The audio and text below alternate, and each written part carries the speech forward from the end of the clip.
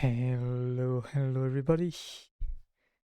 I am back today with finally the promised Phoenix Wright. I've been meaning to start this up much earlier this week, but let's just say life got in the way pretty hard. Today might also be a pretty short stream due to starting so late, but we'll see. Yeah, basically I've had many issues, many sleep issues earlier this week, including today really, but somehow I'm okay today. But yeah, Monday and yesterday was like full tired and headaches and all, so not the best of times.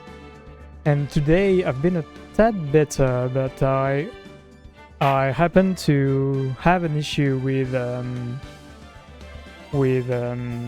parcel I had delivered that I realized today was delivered to the very wrong place. So instead of a 5-minute walks, which I intended to do today, and then take some sweet time in the sun before starting the stream earlier, I happen to have to go to like walk 40 minutes twice to get it. So yeah, that was a fun time. But now we are here and we are gonna start Ace Attorney.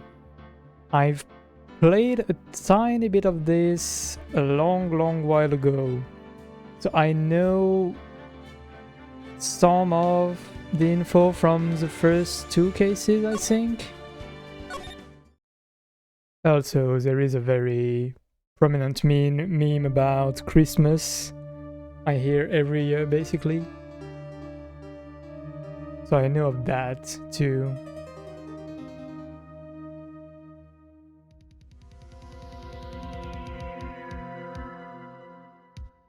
Damn it, why me? Can't get caught. Not like this. I've gotta find someone to pin this on. Someone like him. I'll make it look like he did it.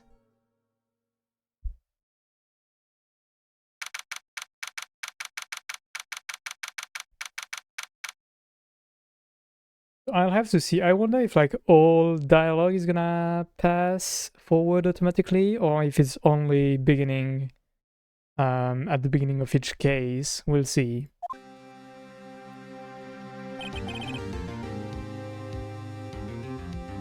Boy, am I nervous. Right. Oh, hiya, Chief. I'm glad I made it on time.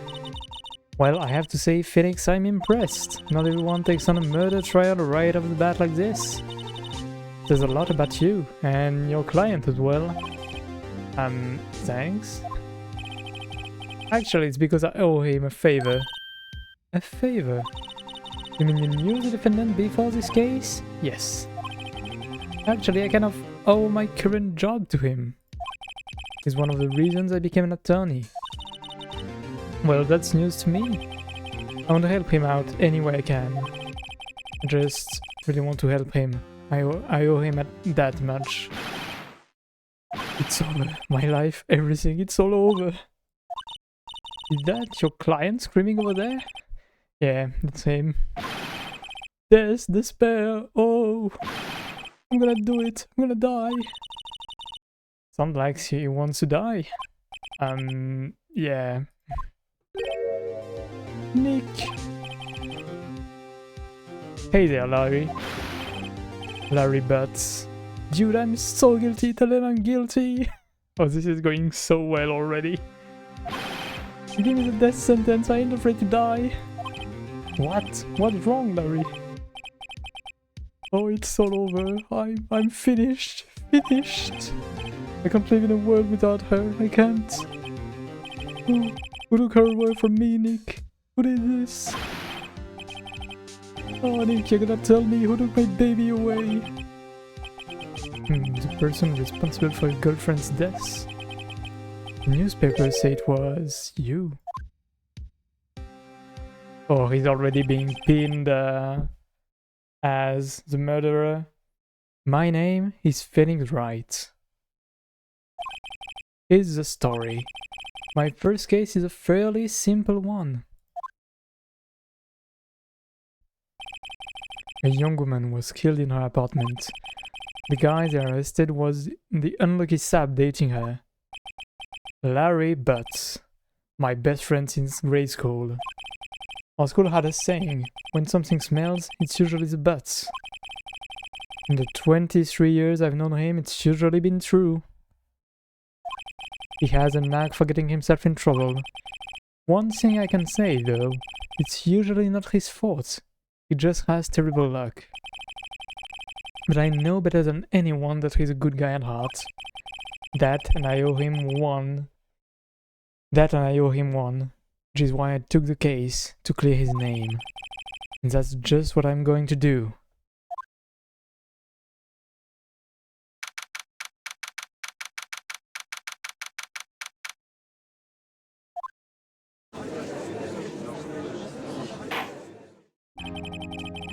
Court is now in session for the trial of Mr. Larry Butts.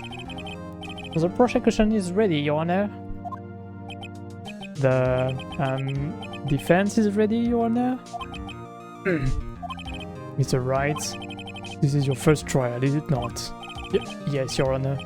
I'm a little nervous. Your conduct during this trial will decide the fate of your client.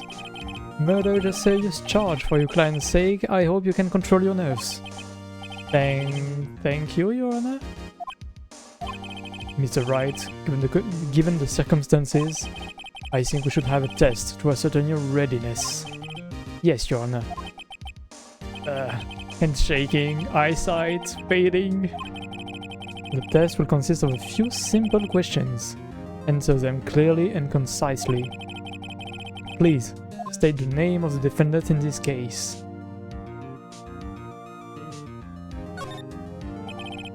The defendant? Well, that's Larry Butts, Your Honor.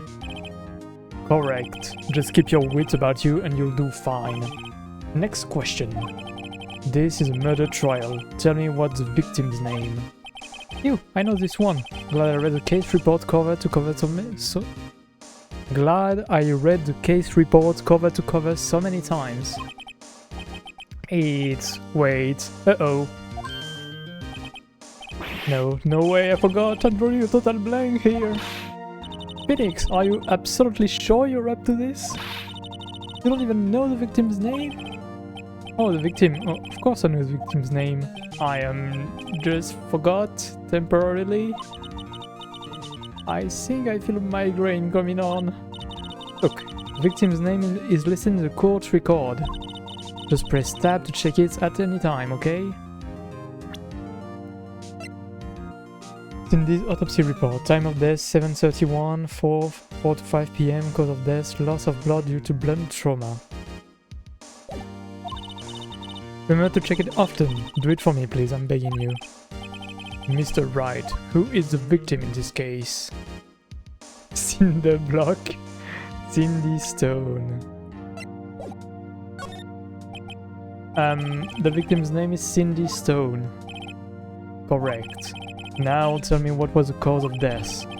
She died because she was hit with a blunt object. She was struck once by a blunt object. Correct. You've answered all my questions. I see no reason why we shouldn't proceed. You seem much more relaxed, Mr. Wright. Good for you. Thank you, Your Honor. Because I don't feel relaxed, that's for sure. Well then. First, a question for the prosecution, Mr. Payne. Yes, Your Honor. As Mr. Wright just told us, the victim was struck with a blunt object. Would you explain to the court just what that object was? I think I'm gonna lower game audio a tiny bit. Okay, that should be better. The murder weapon was the statue of Dustin Kerr. It was found lying on the floor next to the victim. I see. The court accepts it into evidence. Right. Be sure to pay attention to any evidence added during the trial. That evidence is the only ammunition you have in court. Use tab to check the court record frequently. A statue in the shape of the sinker. It's rather heavy. And we've got profiles for everybody too.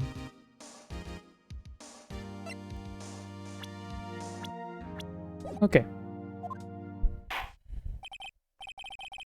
Mr. Payne, the prosecution may call its first witness. The prosecution called the defendant, Mr. Butts, to the stand. Chief, what do I do now? Pay attention. You don't want to miss any information that might help your client's case. You get your chance to respond to the prosecution later, so be ready. Let's just hope he doesn't say anything unfortunate. Uh-oh, Larry gets excited easily. This could be bad. Oh, he has a nervous tick already. Love the little smile. Mr. Butts, is it not true that the victim had recently dumped you? Hey, watch it, buddy. We were great together. We were Romeo and Juliet, Cleopatra and Mark Antony. Didn't they all die? I wasn't dumped. She just wasn't taking my phone calls or seeing me, ever. What's it to you anyway? Mr. Butts, what you describe is generally what we mean by dumped. In fact, she had completely abandoned you and was seeing other men. She had just returned from overseas with one of them the day before the murder. What do you mean, one of them? Lies, all of it lies. I don't believe a word of it.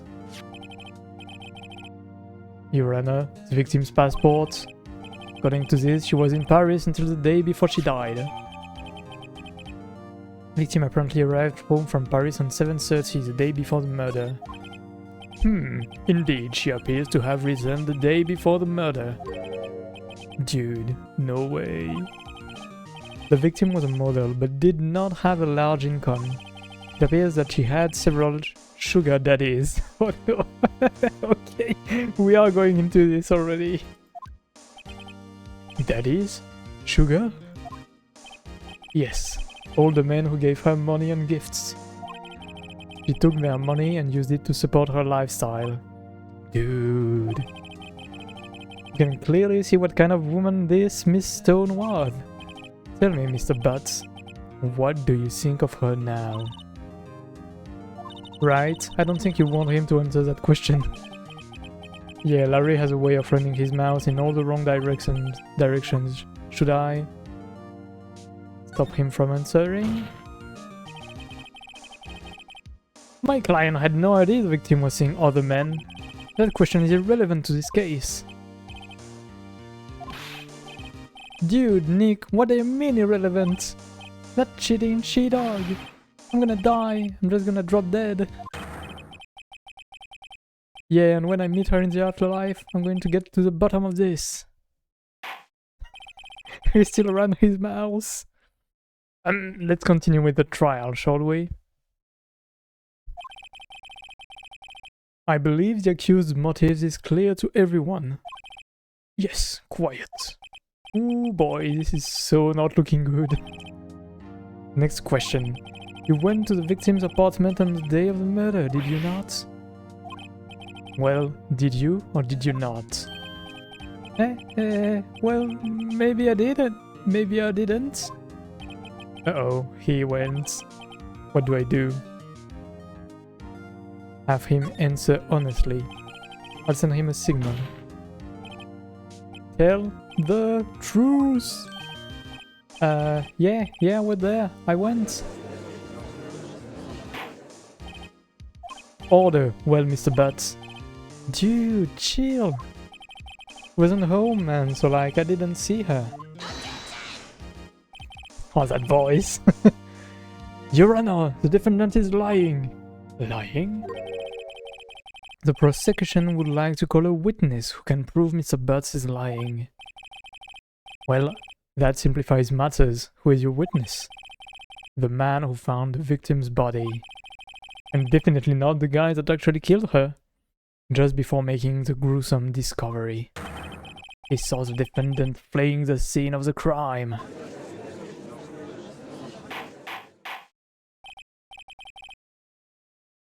Order! Order in the court! Mr. Payne, the prosecution may call its witness. Yes, Your Honor. This is bad. On the day of the murder, my witness was selling a newspaper at the victim's building. Please bring Mr. Frank Sowit to the stand. I love the names. I'm not gonna get every play on words in the names due to not being native, but this one I got and I like it. Definitely not the guy we saw in the opening cinematic. Mr. Sowit, you sell newspaper subscription, is it correct? Oh yes, newspaper, yes. Mr. Sowit, you may proceed with your testimony. Please tell the court what you saw on the day of the murder.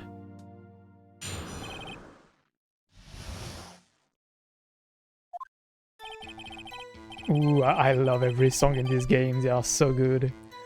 I was going door to door selling subscriptions when I saw a man fleeing an apartment.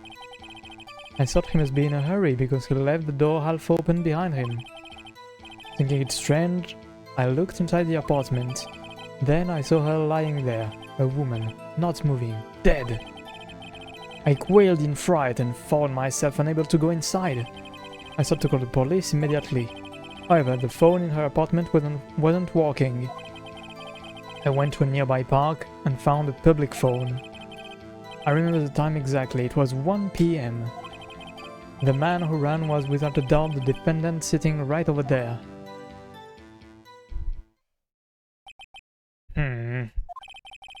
Larry, why didn't you tell the truth? I can't defend you against a testimony like that. Incidentally, why wasn't the phone in the victim's apartment working?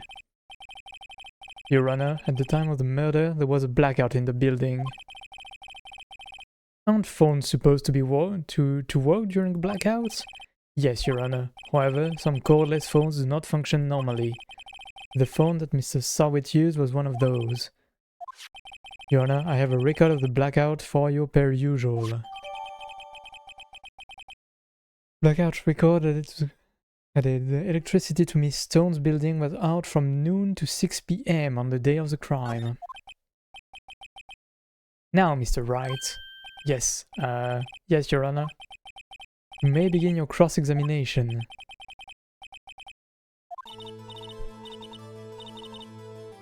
Ooh, that song. I'm gonna gush about every song in this game. Alright, right, this is it, the real deal. What exactly am I supposed to do? Why, you expose the lies in the testimony the witness just gave. Lies? What? He was lying? Your client is innocent, right? Then that witness must have lied in his testimony. Or is your client really guilty? How do I prove he's not? You hold the key, it's in the evidence. Compare the witness's testimony to the evidence at hand. There's bound to be a contradiction in there. First, find contradictions between the court record and the witness testimony. I'm pretty sure his time of death was wrong in his testimony. Yeah, 4 to 5 PM and he said 1 PM, I think. Then, once you found the contradicting evidence, present it and rub it in the witness's face. Okay. On the court record, we stabbed and point out the contradictions in the testimony.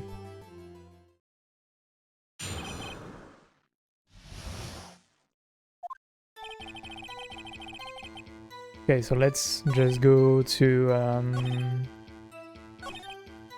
the 1 PM time.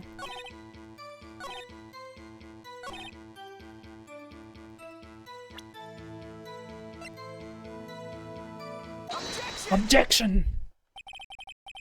You found the body at 1 PM? You're sure? Yes, it was 1 PM for certain. Frankly, I find that hard to believe. Your statement directly contradicts the autopsy reports. Again, another amazing song, man. The autopsy notes the time of death at some The autopsy notes the time of death at some time after 4 p.m. There was nobody to, no body to find at 1 p.m. How do we explain this 3-hour gap? Oh, that! Oh, this is trivial! The witness merely forgot the time! After his testimony, I find that hard to believe.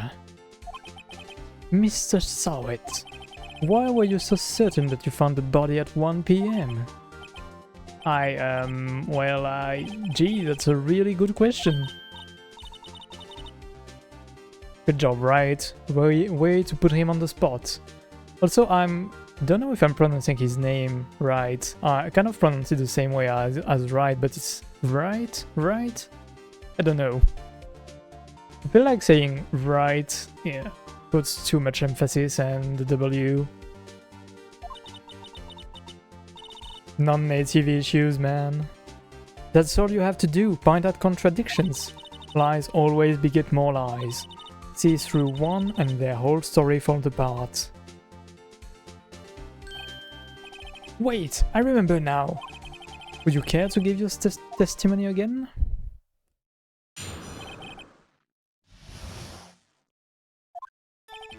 You see, when I found the body, I heard the time. There was a voice saying the time. It was probably coming from the television?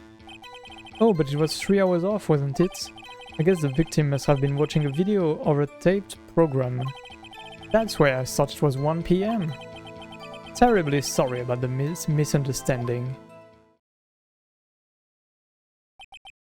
But there was a blackout. I see, you heard a voice saying the time on a taped program. Mr. Wright, you may cross-examine the witness. You know what to do. I've got this one. For now it's fairly easy, but over time it's gonna get much harder, I guess. Oh, we've got health over here, apparently.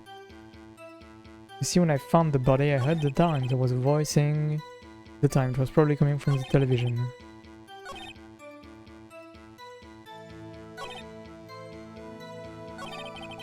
Okay, let's see. Can we go back? Shit.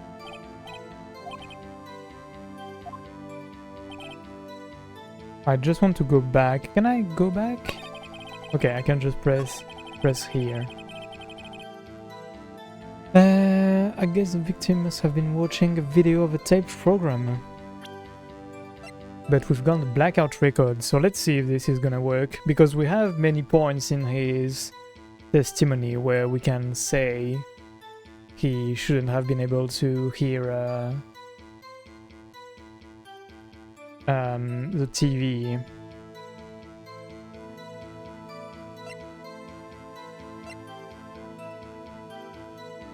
Can we present this?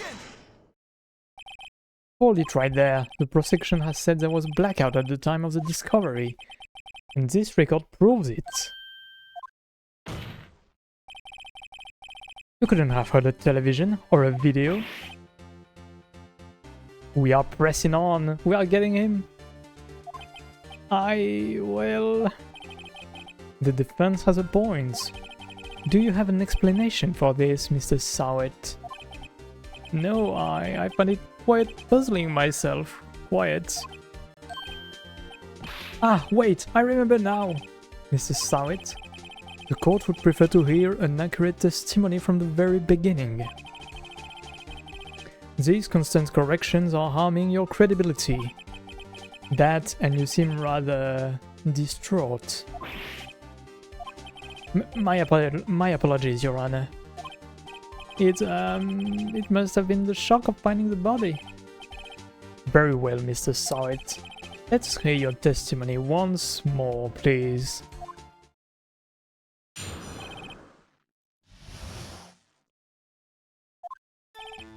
Actually, I didn't hear the time. I saw it.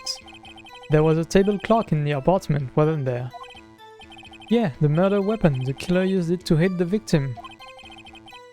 That must have been what I saw. But that wasn't it. You saw a clock? I guess that would explain it. The defense may cross-examine the witness. But the clock wasn't the murder weapon. We are pressing on farther and farther.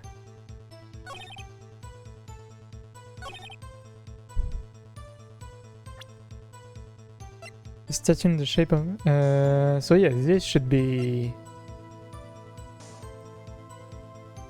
the murder weapon, right? Objection! Objection! Wait just a moment. The murder weapon wasn't a clock. It was this statue. Now, how is this supposed to be a clock? You with your objections and your evidence, just who do you think you are? Let's answer the question, Mr. Sowit. Hey, I saw it there, okay? That's a clock. Your Honor, if I may... Yes, Mr. Payne?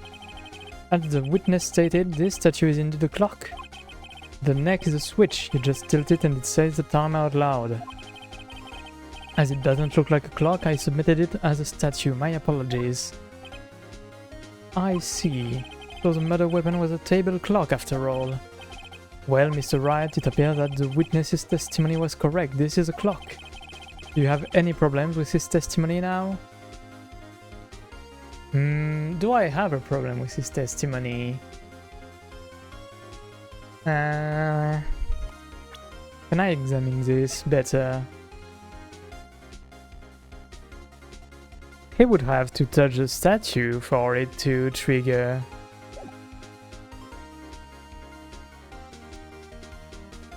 I wonder if I'm gonna be in trouble if I say yes. Let's say yes. Your Honor, there is a gaping hole in the witness's testimony. The only way he could have known the weapon was a clock is to hold it in his hand. Yet the witness testified that he never entered the apartment. Clearly a contradiction. Indeed. The witness knew it was a clock because he... went into the apartment? You're lying, you were inside the apartment on the day of the murder. Oh yeah, prove it! Prove I went in there. I'll do better than that. I can prove you were the one who killed her. You struck her with the clock, and the shock of the blow triggered the clock's voice. That was the sound you heard.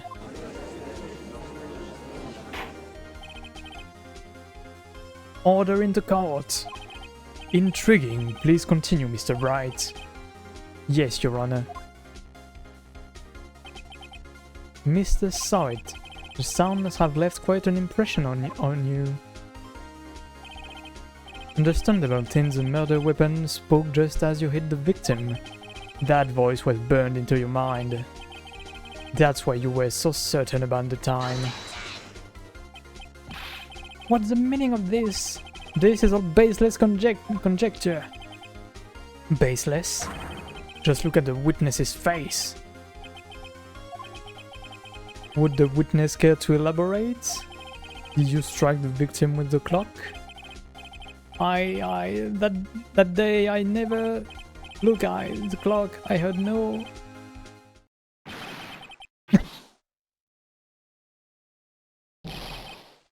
Shut up, shut up, shut up! I hate you. It was him, I tell you, I saw him. He killed her and he should burn. Burn! Give him death!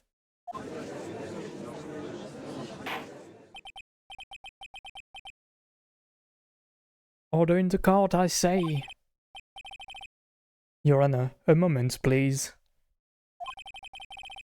There isn't a shred of evidence supporting the defense's claims. Mr. Wright, Your Honor, you claim the sound the witness heard came from the clock. Do you have any evidence? The whole case is riding on this. I'd better think it through carefully. Your Honor, the sound Mr. Sowit heard was definitely this clock.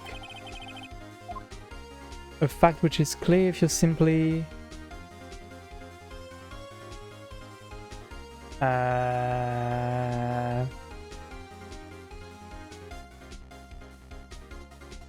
Oh, I don't know actually. Should we examine the batteries? Or should we try sounding the clock? Can we examine this further? No.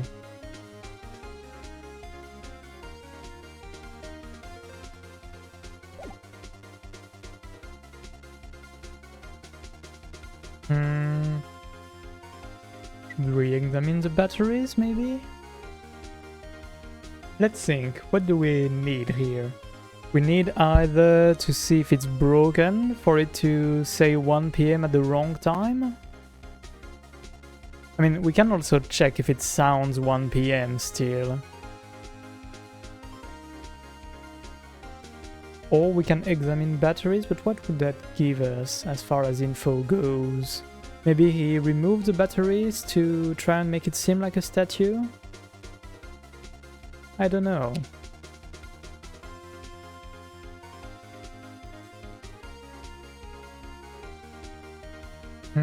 Let's try sounding the clock. Let's sound the clock now, here in this court. Your Honor, may I have the clock? Ask the court to listen very carefully. I think it's 8:25. That certainly is a strange way to announce the time. Well, he's this in care after all. So we've had the clock. What are your conclusions, Mr. Wright? Mr. Payne, can you tell me what time it is now? It's 11:25. As you can see, this clock is exactly 3 hours slow. Precisely the discrepancy between what Mr. Sowit heard and the actual time of death. So, Mr. Sowit, try to talk your way out of this one. You forgot one thing. Uh-oh, what's he talking about now? While it may seem like that clock is running 3 hours slow, it proves nothing. How do you know it was running 3 hours slow on the day of the murder? If you can't prove that, you don't have a case. He's right. How am I going to prove that? Damn it, I was so close, Mr. Wright. It seems you lack the critical evidence to support your claim. Yes, Your Honor. This means I cannot let you indict the witness. Unfortunately, this ends the cross-examination of Mr. Frank Sowit. I came all the way down here to testify, and look what happens. You treat me like a criminal. A criminal! You liar. You lawyers are all slime. Almost had him. Sorry, Larry. I failed you. There's nothing I can do about it now. Not so fast, Mr. Sowit. Dun dun dun! Listen up, Wright. Don't throw this one away, not like this. Think! But Chief, it's over. I can't prove the clock was slow the day of the murder. Nobody can prove that. Well, yes, but that doesn't mean you can't still win. Try thinking out of the box. Don't waste time doubting the facts, assume the clock was 3 hours slow and think through it. Ask yourself, why was the clock 3 hours slow? Figure out the reason and you'll have your proof. Right? I just think of a reason as to why the clock would be 3 hours slow. Oh, because she went on a trip? Wait, maybe I can prove it. You must have evidence somewhere that can prove it, right? Find it and let them have it. Well, Mr. Wright, you say the clock was already running slow on the day of the murder. Have you found evidence to support this claim? Of course, there is a piece of evidence in the court record that can prove my claim beyond a doubt. Ha! Tough words. Let's see you pull this one off. Let's see this evidence that proves why the clock was running slow. Well, it's the only one we haven't used so far. We can present the passport. Take that!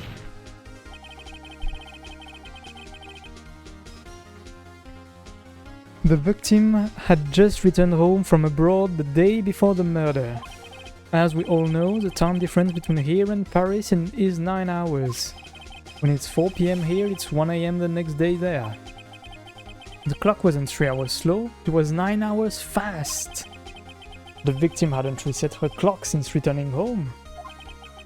That's why the time you heard when you struck her dead in her apartment was wrong. Right, AM and PM messing everyone up. Proof enough for you, Mr. Sowit? Or should I say, Mr. Did It? Freaking puns, man. And now he's dead.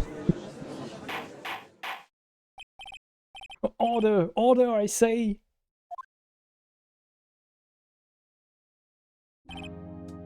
Well, this case has certainly turned out differently than we all expected. Mr. Payne, your witness, he was arrested and he has been taken away, Your Honor. Very well. Mr. Wright, yes, Your Honor. I have to say, I'm impressed. I don't think I've ever seen someone complete a defense so quickly and find the true culprit at the same time. Thank you, Your Honor. At this point, this is only a formality, but this court finds the defendant, Mr. Larry Butts, not guilty. Hell yeah! We even get confetti and all! Nice. And with that, this court is adjourned.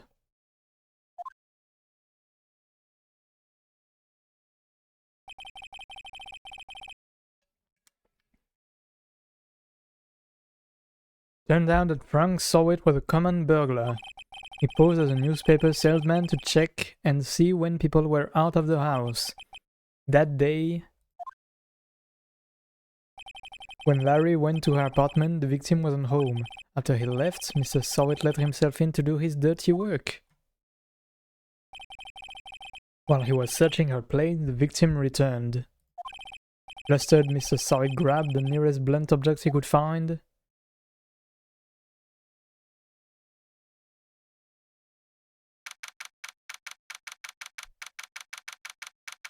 I thought there would be a follow-up to that. Turned out not. Well. Ooh! Still can't believe we won. Right, good job in there. Congratulations. Thanks, Chief. I owe it all to you. Not at all, not at all. You fought your own battles in there. It's been a while since I've seen a trial end on such a satisfying note. I've never seen the Chief looking this happy. If she's this glad, imagine how Larry must feel. My life is over. Larry, you're supposed to be happy. What's wrong now? Oh, Nick. Don't worry about me. I'll be dead and gone soon. Good. Wait, no. I mean, bad. Larry, you're innocent. The case is closed. But my Cindy Windy's gone, man. Gone forever. Larry, she was nah, never mind. Congratulations, Harry. Harry? Yes, you! I can practically see the headlines now. Harry Butts innocent.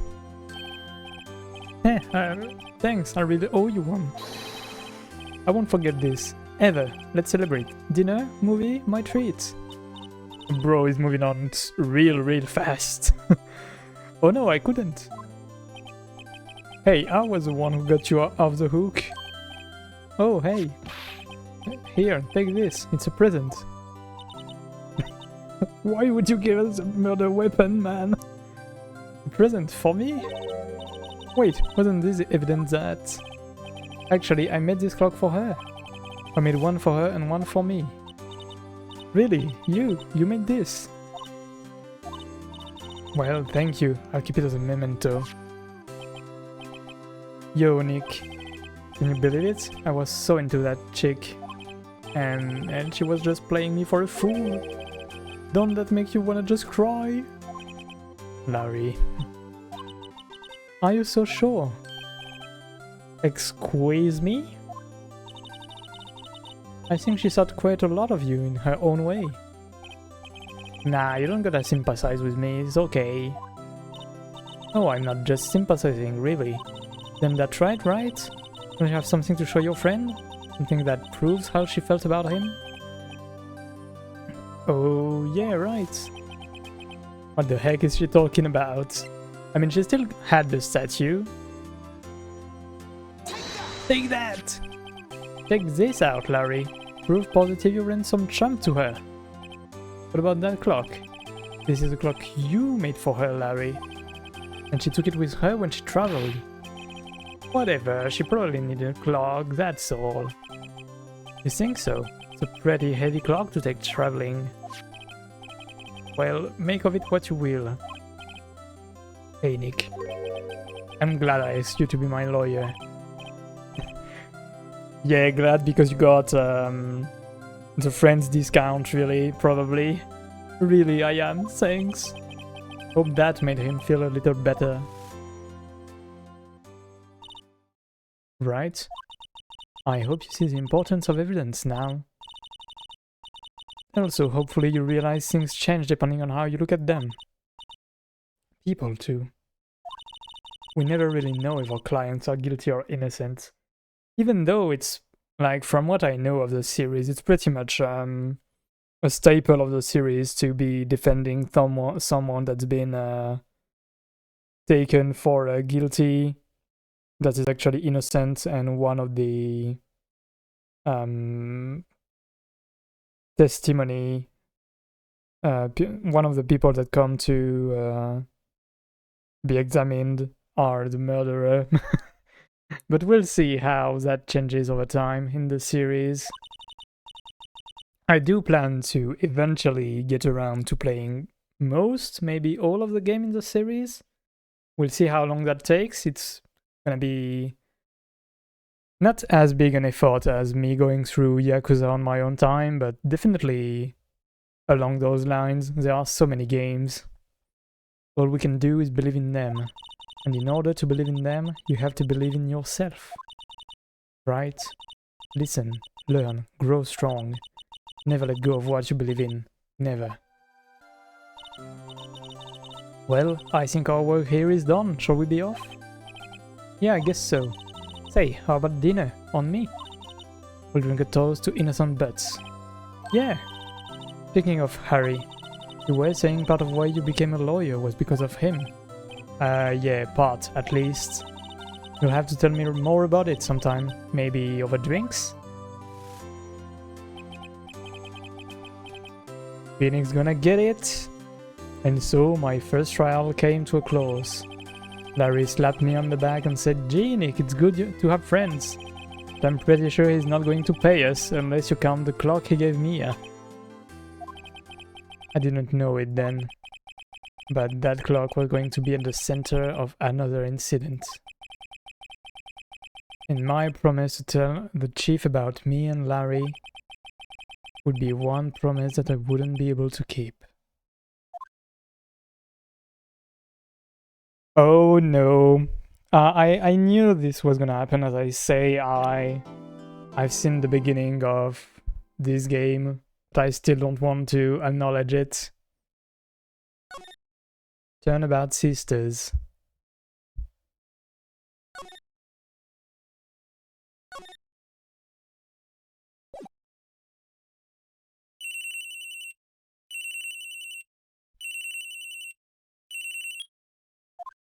Hello, this is Maya. Hey Maya, it's me. Mia, what's up? You haven't called in a while. Sorry, I've been so busy. How have you been? Well, lonely, and it's your fault. Nah, I'm just teasing. I've been great. I'm finally getting used to having my own place. That's good to hear. Actually, I'm calling because I have a favor to ask. I know. You want me to hold evidence for you. Sharp as always. There's a lot of buzz about the upcoming trial. I just don't feel safe keeping the evidence here. Gotcha. So what is it this time? It's a clock. Clock? Yeah, it's made to look like that statue, the Sinker, and it tells you the time. I thought you might like it, you always like toys. Hey, I'm not a little girl anymore, sis. Now. You know I'm only teasing. Should probably tell you, the clock isn't talking right now. It's not working? That's lame. I had to take the clockwork out. Sorry. Put some papers inside it instead. Papers? Is that the evidence then? Well, there's a possibility that it might turn out that way, yes. Can you come by the office tonight, say 9, to pick it up? I'll be in a pre-trial meeting until then. Okay, sis, but I expect dinner, something good. Like burgers? I'd really go for a good burger. It's been so long since I've had burgers. Okay, we'll hit the usual joints. I wonder if she actually wants burgers in the OG release, I mean Japanese release, or if it was localized to be something else. Because these games are quite old. I think the first one came on Game Boy or Game Boy Advance, something like that. And back then it was quite regular for some food names to be localized. Everyone kind of remembers the jelly donuts from Pokemon that are actually onigiris.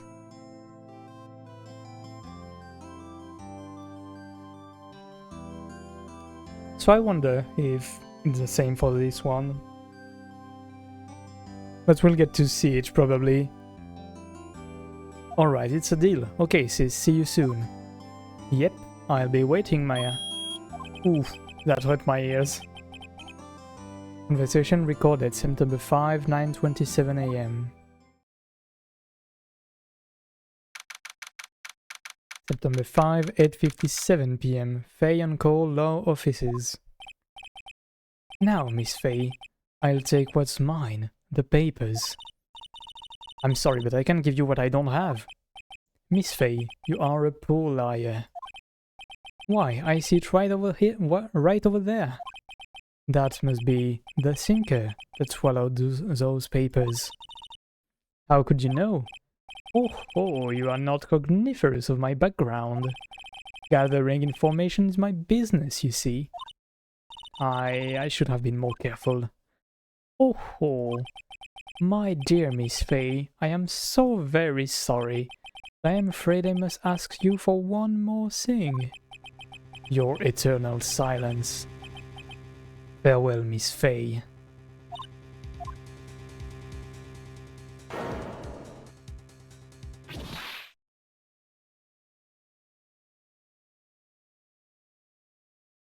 I love how, like, you always know who killed someone in this. You are very much not in a whodunit kind of situation. I wonder if it's gonna, like, change at some point. Like, either in this game as a kind of, like, surprise, or in another game that's gonna, like, embrace you not knowing what happened.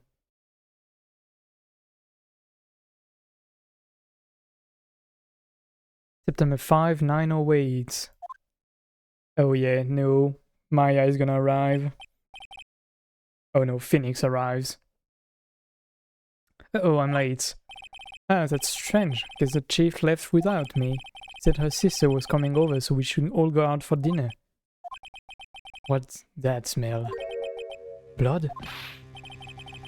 Mia, maybe she's in her office. Guess we can move and go to the office. That smell, blood. Oh no, Maya is here, sis. Someone there.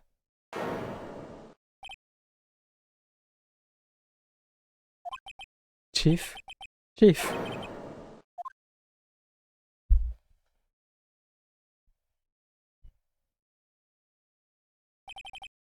Who are you?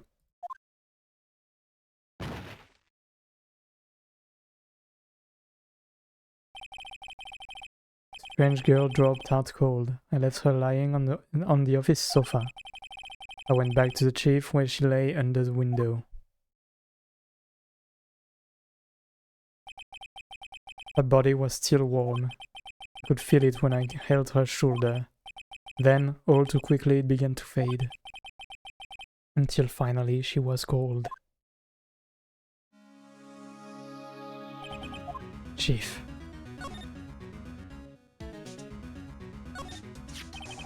Encrusted with dried blood. How ironic that this becomes another weapon. Again. Chief, it's hard seeing her like this, but if there are any clues here, she was struck on the head with a blunt object. Probably died instantly. The Sinker lying next to her must have been the murder weapon. There are some glass shards near the chief's body. Must be pieces of the glass light stand lying broken in the back of the room. Sometimes I misread where a phrase is gonna go, and I get confused. Nothing else that seems like a clue here. A piece of paper. It must have fallen from Mia's hand. What could it be? Uh-oh. A word is written in blood on a scrap of paper. Maya. Did Mia write this? This piece of paper is a receipt from a department store dated yesterday. What could she mean with Maya? Like, we are pretty sure Maya did not do it. I mean, not pretty sure, we are fully sure we've seen who did it. But why? Why did she write her name? I think that's enough snooping around for now. I'd better call the police and find out what that girl was doing here.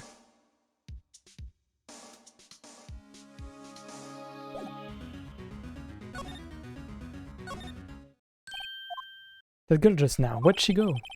Put her right there on that sofa. Uh-oh, I hope she didn't run on me. Yipes! Don't scare me like that. Excuse me, but who are you? Oh, poor Maya. It's okay, I work here. Maya. Maya Fey. Maya Fey? So Mia was writing this girl's name. And they should show her the receipt. Never thought there'd be a use for evidence like this outside the courtroom.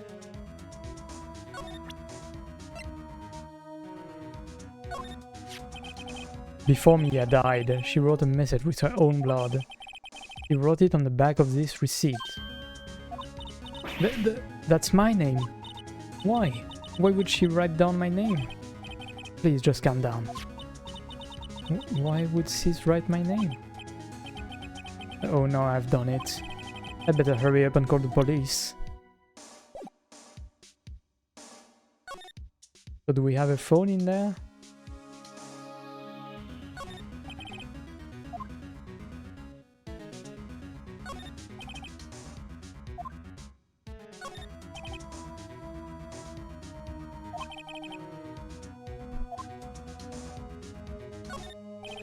Large painting, I guess you'd call this modern art.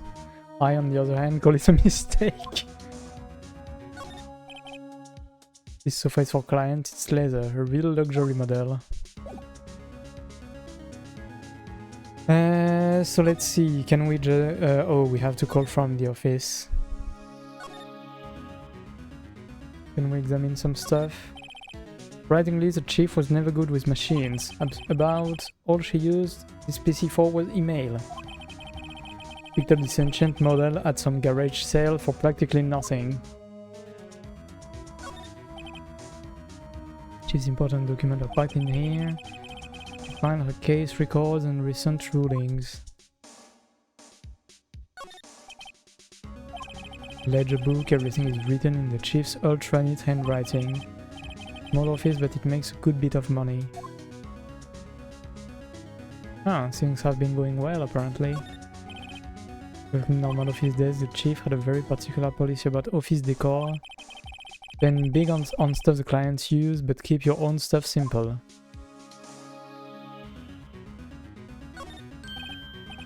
I'd better call the police. That's funny. A few of the screws on the receiver are missing. Looks like someone was halfway through taking it apart. Police, please come quick! What was that? Someone screaming from outside the window? She's staring right at me. She's holding a phone in her hand. Can we not call? Oh.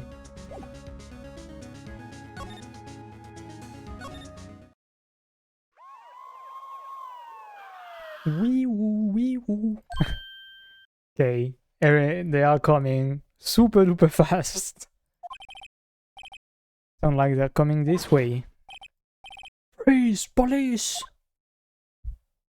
Oh, detective is here.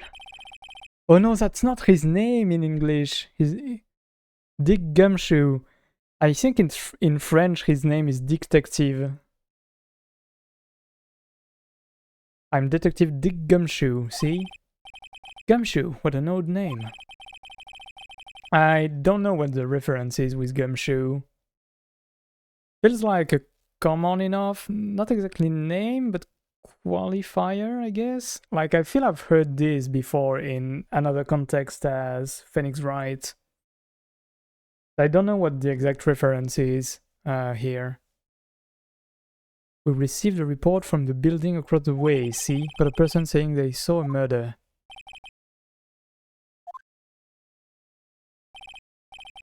Anyway, I don't want either of you moving 1 inch, Kay? Great, just great. Maya, wait, she wouldn't have... Nah. Excuse me? This word Maya here mean anything to you? That's my name. What? The victim drew this here note in her own blood, see? With her dying breath, she wrote down the killer's name. Yeah, figure Gumshoe would think that. Case closed, you're coming down the precinct, madam.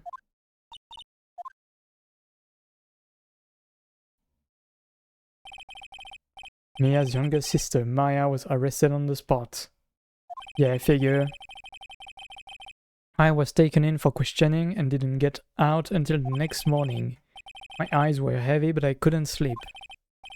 Sat around waiting for visiting hours to begin. The detention center. I had to talk to Maya as soon as possible.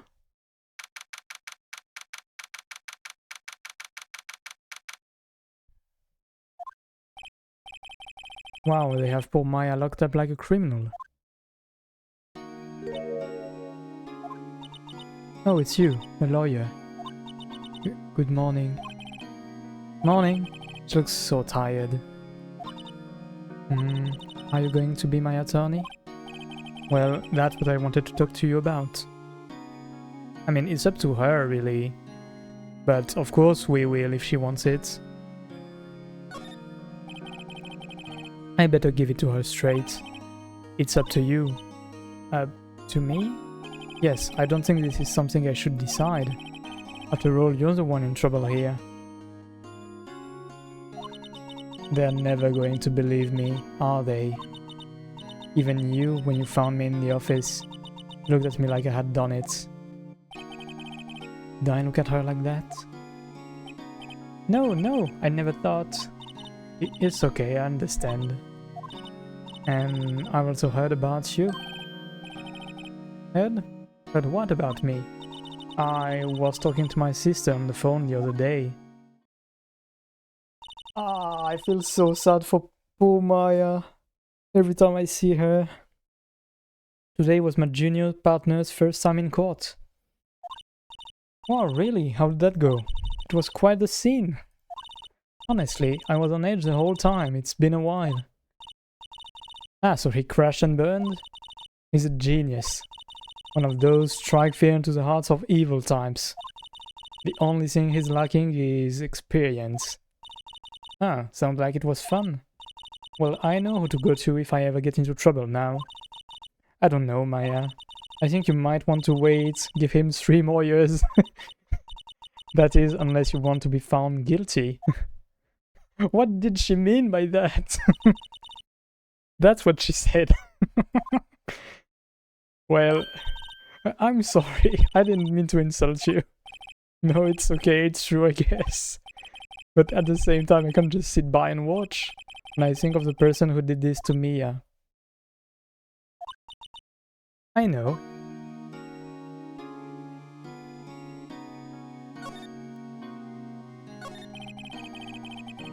There's something I've been wanting to ask you, yes? What with that outfit? Oh, this! This is what all acolytes wear. It's my uniform, you could say. Acolytes? Like people in religious training? What is it you do? Oh, it's nothing strange, really. Oh yeah, already thinking if it's a cult or not. Nothing strange, really. I'm a spirit medium in training. A spirit medium. I'm pretty sure that qualifies as strange. Let's just continue with spirit mediums. It's biological. So you're an acolyte, a medium in training? That's right. The Fae family, especially the women, have always been very sensitive to the spirit's world. Wait a second, you say the Fae family?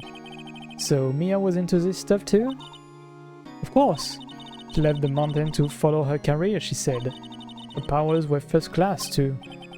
I had no idea. Wait, what? So you're a real, honest-to-goodness spirit medium with ESP and all that? Yes, in training. Well, can't you contact Mia's spirit then? You can just ask her who killed her. I'm sorry, I'm still in training. I couldn't do something on that level. I thought that would be too easy. Could you tell me about the day of the murder? Yes. Let's see. That morning I got a call from my sister. She wanted me to hold on to a piece of evidence for an upcoming trial. Evidence? Yes. That clock shaped like the Thinker. The one Larry made. How could that have been evidence in a case? Right, she said something about that. I remember. Do you want to hear it in her own voice? Her own voice? Yes. I'm pretty sure our conversation is on my cell phone. You recorded it? Yeah, I forgot how to delete those things. Pretty convenient. So you say you have a conversation with your sister on your cell phone. Let's hear it. Oh, I just remember that detective took my cell phone. Sorry. Oh, right. Next time I see Detective Gumshoe, I'll ask him for it. I'll write you a note so you don't forget, okay? Sure. Conversation I had with my sister is recorded on my cell phone. Okay. Something the matter? I was wondering, could I ask you a favor? This is the address of a famous lawyer. My sister gave me this a long time ago. Said if I was ever in trouble, I should call him. And, well, I'm in trouble. Do you think you could go ask him to represent me? I mean, it's her choice. We can't really force her to take us as her attorney. Sure, why not? I'll go ask. Thank you so much. I have no one else to turn to. Say, what about your parents? Uh-oh. He stepped on the landmine. Like, jumping headfirst into it. I see. Don't worry, leave it to me. Thank you. Trials tomorrow at 10. Man, these trials go so fast in this game. I wonder if it goes as fast in Japanese jurisdiction. What, tomorrow? Tomorrow. What if this guy refuses? They told me that if I don't find one, the state will pick an attorney to defend me. When will that happen? They're giving me until 4 this afternoon. And visiting hours are almost up, I'd better hurry. Right, I'll be back. Why can we still pick the day of the crime? Okay, we do have more info. I think I haven't read that. All I've been doing the last few hours is talking about it. Kind of gotten used to it. Let's see, that morning I got a call from my sister. She wanted me to hold on to a piece of evidence. So then, when did you arrive at the office? I was right around 9. The lights were off and I could smell blood. Then I found her, my sister. Thanks, Maya. That's all I need to hear for now. Okay. Let's move to Mr. Grossberg Law offices. That's quite the decor. According to the receptionist, the big boss is out. She couldn't say when he'd be back. Must be hard to keep track of everything when you're a famous lawyer. Not to mention run an office like this. Guess I'll just have to come back later. An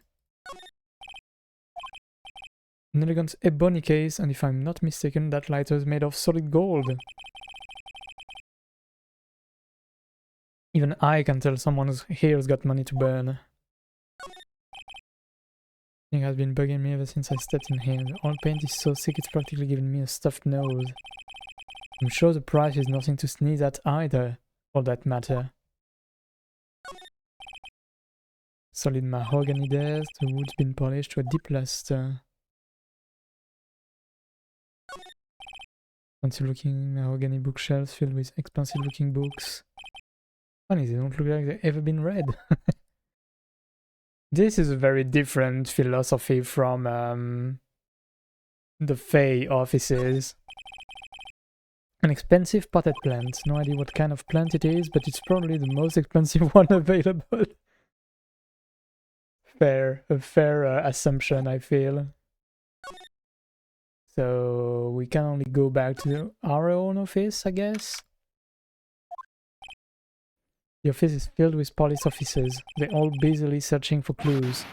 Hey, you there! This is a crime scene, pal. No trespassing. Oh, sorry. I don't know if... don't I know you from somewhere? Wait, you're that Bud's guy, aren't you? No. Phoenix Wright. How could anyone mistake me for Larry?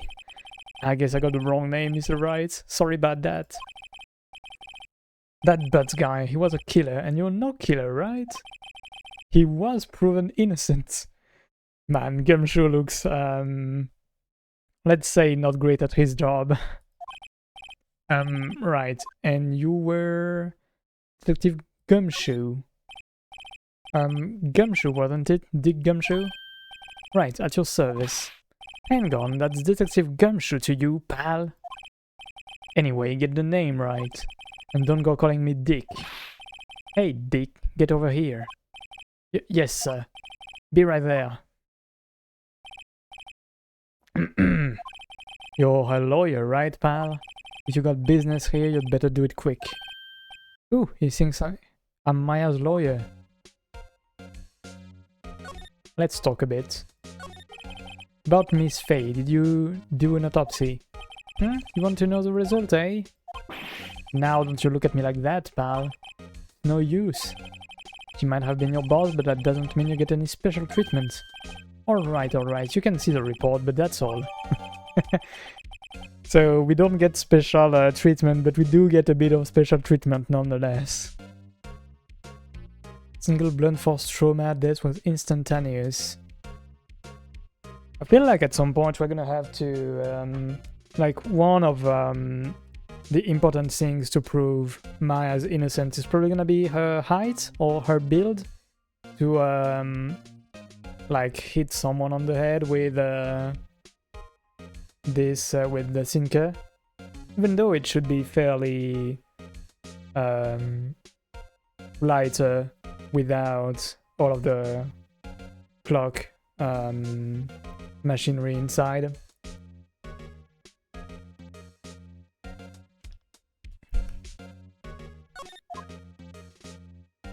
Ask about Maya now. About Maya. Yeah, I'm looking forward to the trial. Sorry, pal, but this is one trial you aren't going to win. Why do you say that? The city's put Prosecutor Edgeworth on the prosecution. Ooh, hoo hoo. Homie Edgeworth. I'm sure you know what that means, you being a lawyer and all. Prosecutor Edgeworth. That's right, pal, Mr. Miles Edgeworth himself. Wait, you do know him, don't you? Of course I do. Phoenix Wright would... I feel like Phoenix would never... like, say he doesn't know him out of embarrassment. Even if he didn't. I know him. He's a field prosecutor. He doesn't feel pain. He doesn't feel remorse. He won't stop until he gets his guilty verdict. Oh, don't talk about him that way. You make him barely sound human. Still, I'm afraid this pretty much decides the case. So Edgeworth is on this one. He hasn't lost a case since he became prosecutor at the incredibly young age of 20. Of course, there are rumors of back alley deals and forged evidence. All I know for sure is that Edgeworth hates crime with an almost abnormal passion. I never imagined I'd be facing him so soon.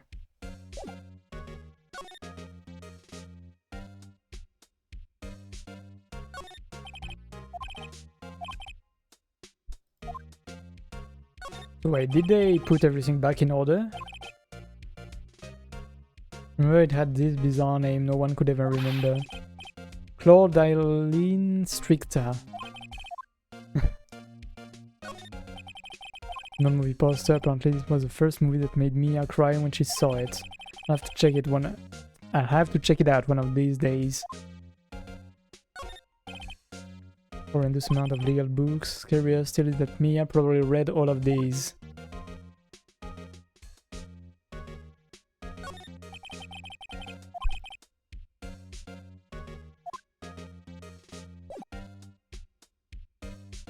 Yay. Oh, we have to ask about the phone. Right, almost forgot. I was wondering if we were gonna get a take that for trying to present the phone.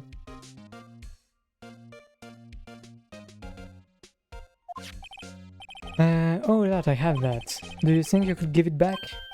Sure, I mean, wait a second, pal. Tricky lawyer. Uh-oh, he's on to me. Tell him not so straight. I wonder if we tell him straight if he's gonna accept. I mean, I think either way he's gonna accept. I wonder what not so straight is gonna be, so let's do that. Okay, I can't be straight with this guy, but what should I tell him? Something the matter? Oh, no, that carrying strap on the cell phone? This? There is a Steel Samurai, warrior of Neo-Old Tokyo. The Steel Samurai, that action hero on TV? Yeah, you see that strap is a collector's item. She was worried it might get lost if it went down to the precinct. That what she said? Yes? Okay, pal. I wrote down all the numbers she called anyway. Here you go. Seems he didn't notice the recorded conversation. Check the court record to hear the recorded conversation. Guess I've asked all the questions I need to. Yes, thank you. I'll be heading out now. Oh, wait, one more thing I wanted to mention to you. I don't suppose you're planning on talking to that witness. Anyway, you'd better not. No influencing the witness with your lawyerly ways, pal. Come to think of it, I had completely forgotten about her. The witness? Yeah, Miss April May. I'm sorry about this, but I can't tell you anything about her. He's gonna tell her. He's so gonna tell us her address. Well, you just told me her name, Miss May, huh? So you've sent her home already then? Ha! You're trying your lawyerly tricks on me now. She's not to go outside her room until the trial. So she's still in the hotel across the way. I guess I should know better than to try to get a detective to leak information. You got that right, pal. Time to pay a visit to Miss May. I love this. Get instant setup and payoff.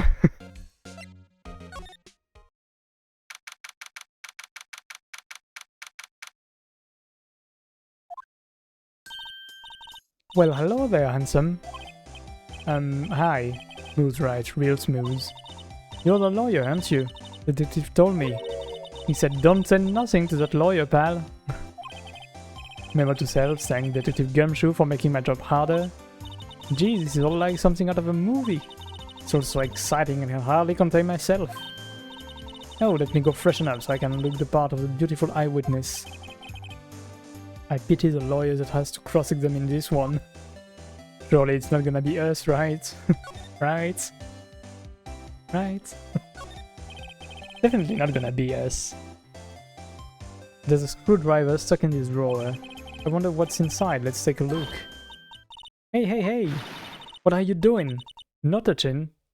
Oh, sheesh. He looks very nervous right now. Oh, bad boy. You really shouldn't pry around in other people's room now. You wouldn't want to make me upset, would you? Upset? I thought she was going to explode for a second there. I wonder what could be inside the drawer. Love this little cheery tune. You think you could tell me something? I need you to describe what you observed at the time of the incident. Oh, observe, incident. You sound just like a lawyer in the movies. I like a man with a big vocabulary. Better not encourage her. You know that thing that happened the other day? The bad thing? What did you see when it happened? I don't suppose you could tell me about it, pretty please? Let me see, well, dream on. If you want to know, you'll just have to come to court tomorrow, Mr. Lawyer. Ooh boy. Could you just... Who exactly are you? Oh, Mr. Lawyer, are you hitting on me? No, hey, I'm just doing my job here. You know you're cute when you blush. Believe me, this is the first time in my life I've blushed this much. Bro is in trouble right now. Right, okay. Can you just tell me what it is you do? Well, no, and you had your little hopes up, didn't you? I see there are two glasses on the table. Is someone staying here with you? Oh, what amazing powers of observation. You must be one of those famous detectives, like on television. Oh no, not me, I'm just a lawyer. Say, Mr. Big Detective, why don't you go look for clues in the garbage, hmm? Miss May doesn't like nosy little lawyers.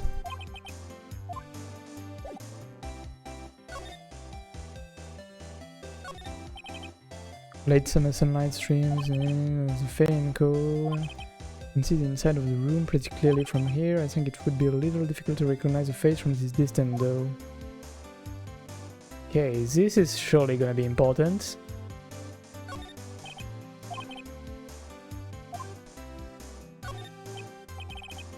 A still scene painting. Wait, should that be still alive? Whatever, one of those is hanging on the wall. Phoenix is not big on art, it seems. Flowers are fake as expected. I know sunflowers and tulips, but that's about the extent of my floral knowledge. Can we take a look at this? Maybe later. Can we do anything here? Probably not, really.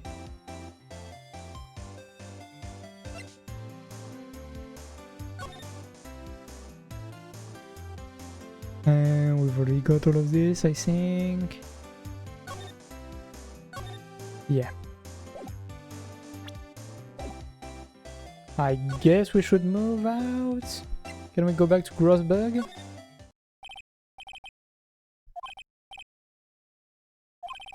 That wasn't the most over-the-top clearing of the throat I've ever heard.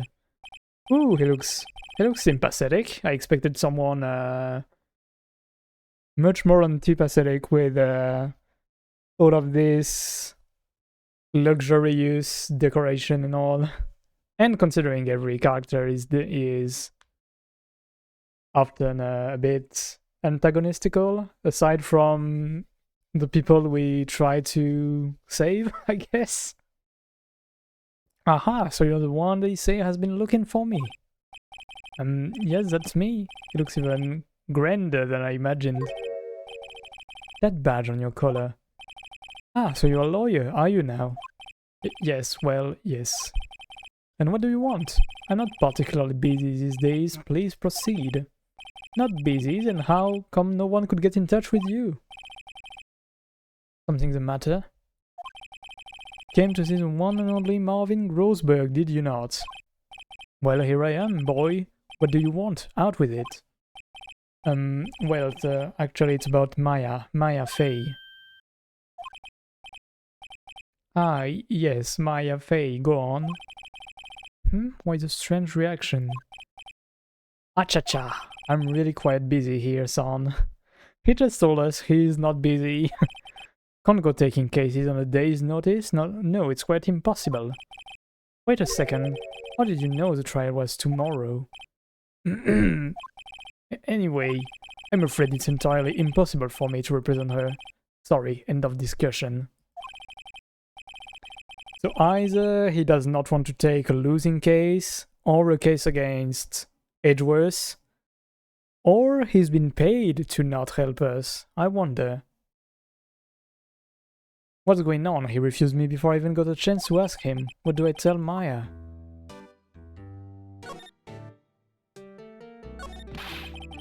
How can you just refuse like that? Please tell me why you won't take the case.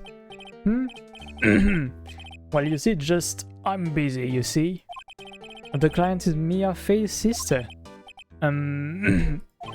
Mia trusted you. She knew her sister would be in good hands. Yes, of course. I know that. However, I'm sorry, but I must refuse. Sorry. Goodbye. Creep. Fine. I don't have time to argue with you anyway. I'll go look elsewhere. Think not. Did you say something? I think not, I said. What do you mean? I'm terribly, terribly sorry, but I'm afraid that no lawyer worth their salt will take on this particular case. Terribly sorry, me boy. Why? I cannot say. I beg your pardon, but could you leave now? I have nothing more to discuss with you. How did you know Mia Fey? She worked here a long time ago. Where did you apprentice, that one? Learned my techniques in the blink of an eye. She left one day quite suddenly. She had a mission, you see. A mission? You could see it in her eyes. She followed it with burning passion, never looked back, that one. That's quite a painting. You noticed? It's my pride and joy. Impressive, isn't it? Well, isn't it? The color of the sky, the hue of the sea, the weave of the straw hat. It's worth at least 3 million. I have no intention of parting with it, of course. No, I won't sell it, not even to you. I wasn't interested. It's not for sale. I'm not buying. Jeez. This guy is a bit full of himself, I see. I'm guessing Mia left because of like the kind of thing he's doing right now, like not taking a case. Like Mia, I guess, wanted to follow the path of being an actual lawyer and all, instead of selecting her cases to get max moolah and max reputation. And still, apparently, they did pretty okay, considering what we've seen in the offices. Okay, time to go see Maya again. Hiya. Oh, you're back. Did you find a lawyer? Well, see, I really don't think you should use that guy. He didn't seem healthy, he was all skin and bones.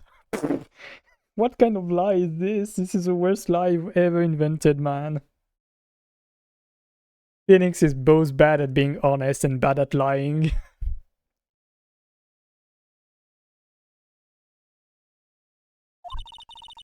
What really happened? You don't mean he refused to help? I see. I've been abandoned then. Oh, come on, don't make that face. No, I'm sad. No, I'm sad too. What about your family? I only had my sister. My father died when I was very young and I don't know where my mother is. Don't know? So she could still be alive? The women in my family have been mediums for generations. They say a lot of spiritual power runs in our blood. About 15 years ago, our family was involved in an incident. There was a man and he ruined our mother's life. Ruined? Then that she disappeared. Several years after that, my sister announced she would become a lawyer and she left the mountain. Ooh, so she wanted to make this case right, I feel. And maybe this is what this is about. Like maybe this person we're gonna like that killed Mia, sorry, had something to do with that. So you live by yourself? Yes, I've gotten used to it. Oh, also, I had to become independent, or I would lose my powers. Feel bad for her all by herself up on that mountain. So, who was this man who ruined your mother? About 15 years ago, there was an unusual murder case. Made quite a stir, everyone was talking about it, apparently. The police were running out of leads and they were getting desperate. Wait, they didn't use a spirit medium, did they? The police convinced my mother to try to contact the victim. Wow, so what happened? The case was solved, we thought. You thought? The man my mother helped, the police capture was innocent. The police's consultation with the medium had all been carried out in secret, of course. But a man found out about it and leaked it to the press. He told all the papers that my mother was a fraud and the media jumped on it big time. She, my mother, became the laughingstock of the nation. I see. White, excuse me? White? That was his name, my sister told me. White. Just a little longer now before the state-appointed lawyer comes, I guess. 4 PM, time's up. What should I do? Do I just leave her and go home? No, we should defend Mia. We know much more than any appointed lawyer could know. I've made up my mind. I'm going to defend you whether you want me or not. Why? Why? Well...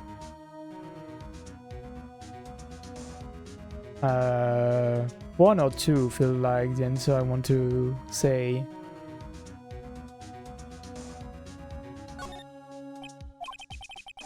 No one is as sad as a person without any friends. I know, I've been there a long time ago. Why did I become a lawyer in the first place? Because someone has to look out for the people who have no one on the side. Mia, I won't abandon you. You can count on me. That's so kind of you.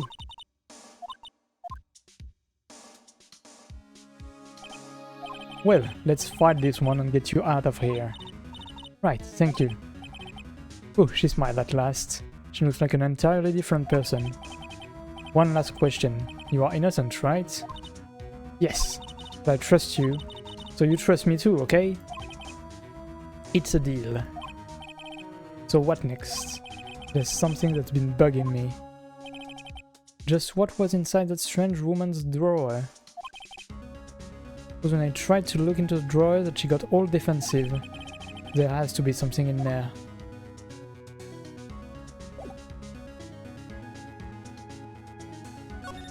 Anything to present that would help? Let's present this too.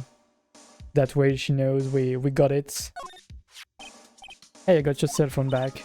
Oh, say, can I listen to my sister's voice? My eyes closed. Listened to every word with such intensity. Before long, tears began to roll down her cheeks. Aw, poor little girl. Thank you. Ah. Even when I knew this would happen, it's still... I hate to see her like this.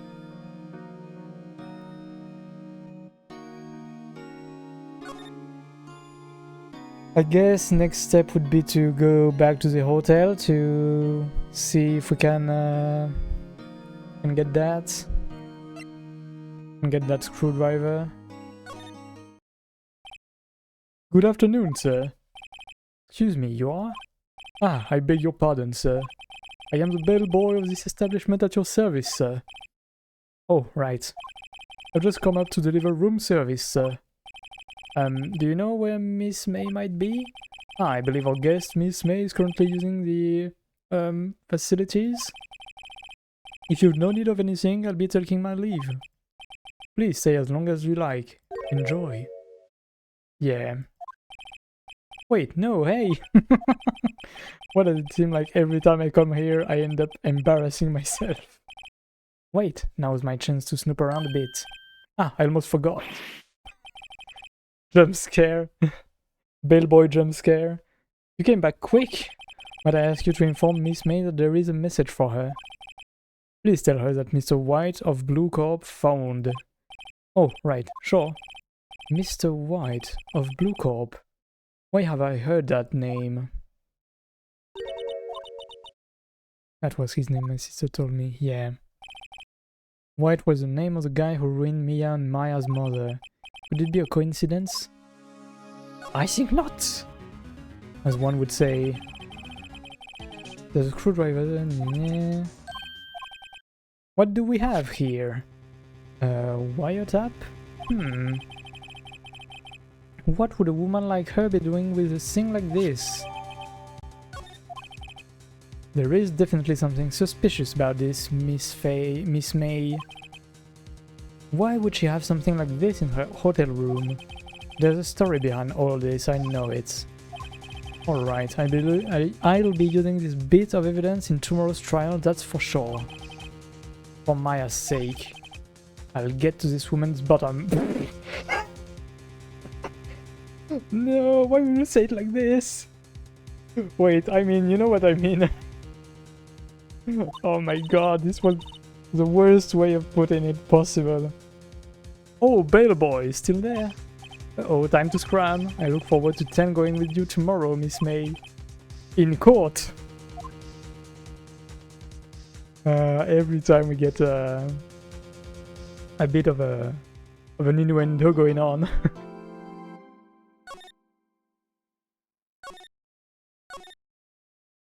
So let's see what time it is. What time is it? I'm probably gonna go up till the end of episode 2, and we'll see how that goes. Have to consider my voice too, considering I voice all of this, even though I don't. I try not to force too much, but we'll see. I think considering the time, I'd probably go up to the end of this episode. Ah, Lil Mile. Court is now in session for the trial, Miss Maya Fey. The prosecution is ready, Your Honor. The defense is ready, Your Honor. Miles Edgeworth. I'd better not show any signs of weakness today, or he'll be on me in an instant. Mr. Edgeworth, please give the court your opening statement. Thank you, Your Honor. The defendant, Miss Maya Fey, was at the scene of the crime. The prosecution has evidence she committed this murder, and we have a witness who saw her do it. The prosecution sees no reason to doubt the fact of this case, Your Honor. I see. Thank you, Mr. Edgeworth. Let's begin, then. If we may call our first witness, Your Honor, the prosecution calls the chief officer at the scene, Detective Gumshoe.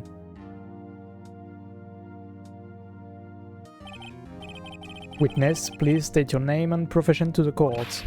Sir, my name is Dick Gumshoe, sir. I'm the detective in charge of homicides down at the precinct, sir. Detective Gumshoe, please describe for us the details of this murder. Very well, sir. Let me use this floor map of the office to explain. The body was found by the window here, and the cause of death? Loss of blood due to being struck by a blunt object, sir. The murder weapon was a statue of the sinker found next to the body, sir. Was heavy enough to be a deadly weapon even in a girl's hands, sir. The court accepts the statue as evidence. They are still calling it a statue. Phoenix getting stuck on the smallest details. Now, detective. Yes, sir. You immediately arrested Miss Maya Fey, who was found at the scene, correct? Can you tell me why? Yes, sir. I had hard evidence she did it, sir. Detective Gumshoe, please testify to the court about this hard evidence.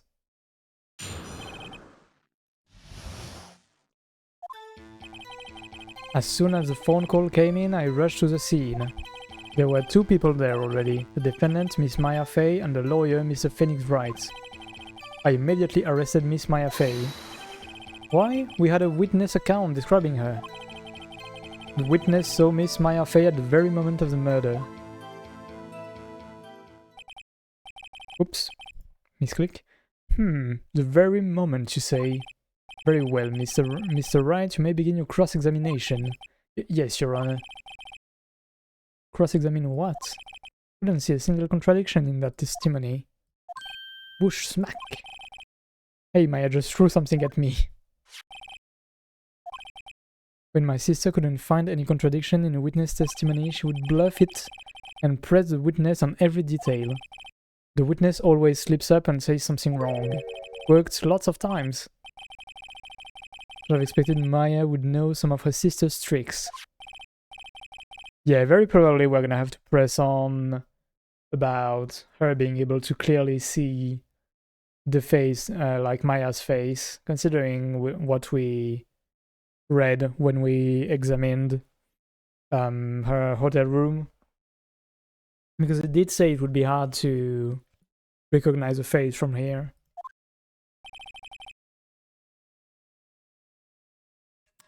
Something the matter?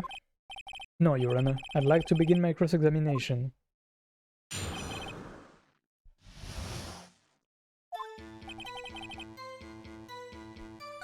I think I'm gonna go like... It's pretty much at the end when he says she recognized it. Recognize Maya's face, I mean.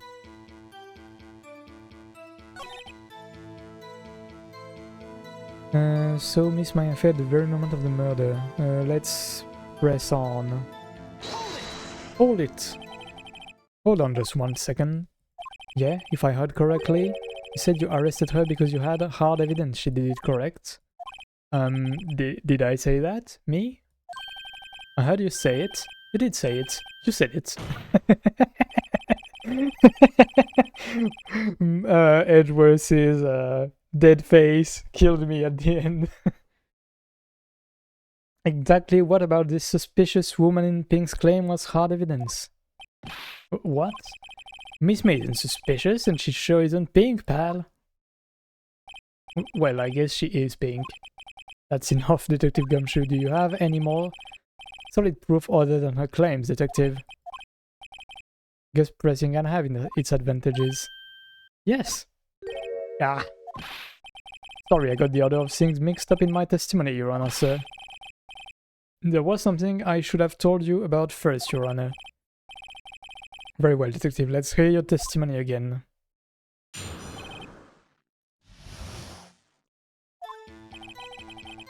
After securing the suspect, I examined the scene of the crime with my own eyes. I found a memo written on a piece of paper next to the victim's body. On it, the word Maya was written clearly in blood. Lab test results showed that the blood was the victim's. Also, there was blood found on the victim's finger. Before she died, the victim wrote the killer's name. I mean, he doesn't have evidence in the killer's name, even though it's a pretty fair assumption, let's be real. I like that. That's my hard evidence. This ain't hard evidence. Before we begin cross-examination, I have a question for you, Detective. Why didn't you testify about this vital piece of evidence the first time? I know, I'm real embarrassed. I forgot about it, Your Honor, sir. Try to be more careful. Very well, the defense may begin its cross-examination. Let's press on to the end again. Yeah, only the word Maya was written clearly in blood. Yeah, I want to press on yeah, the very end, when he says it's the killer's name. Detective Gumshoe, do you get a lot of cases where the killer actually writes the killer's names? Sure, it happens all the time in books and the movies. This isn't a movie, detective, it's a game! A game theory! This isn't a movie, detective.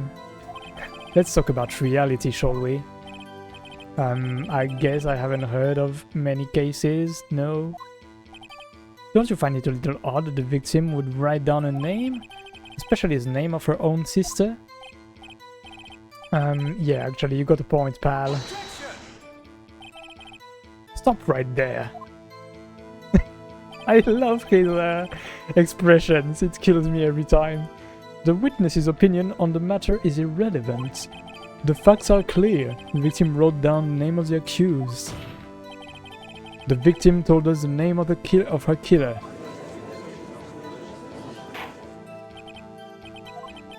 That didn't go so well. That's right, what he said. That's his whole testimony. Okay, there has to be a contradiction in there somewhere. Let's find it. What do we have? We have the conversation between Mia and Maya, which I guess to me says it shouldn't be her the killer, but let's see, what do we have else?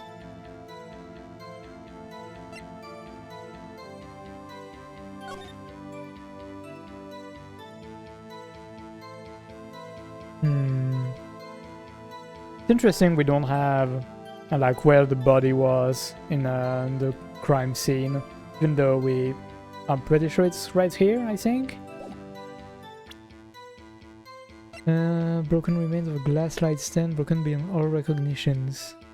Or recognition, okay. Found a memo written on a piece of paper next to the victim's body. Now let's see, can we examine this? No, department store receipt, okay. We can't check the other side, see if there is anything important. Only the word Maya was clearly written in blood. Not just written.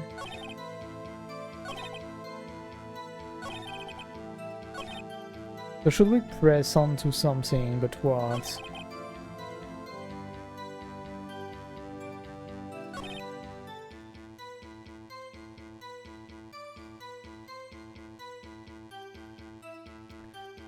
It may actually not be her that wrote this down, now that I think about it.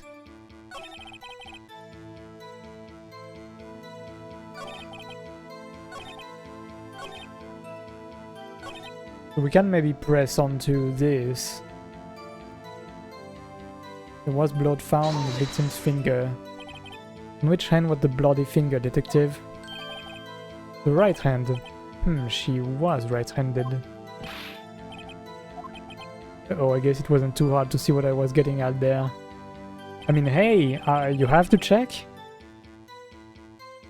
Let's try and press on at just about everything. When in doubt, I feel like that's the strat. Even though I don't really see what we can press on to with the rest, but let's try. No, don't jump the gun on me, pal. Just listen, I'm getting to the good part. Got a bad feeling about this.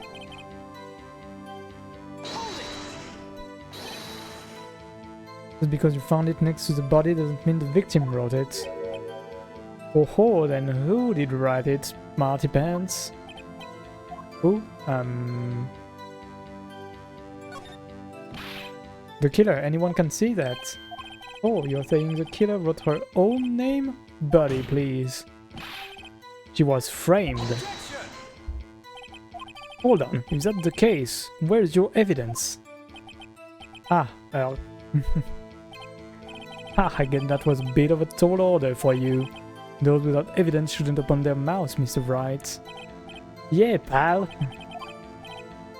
Well, detective, tell us what was written on that memo you found.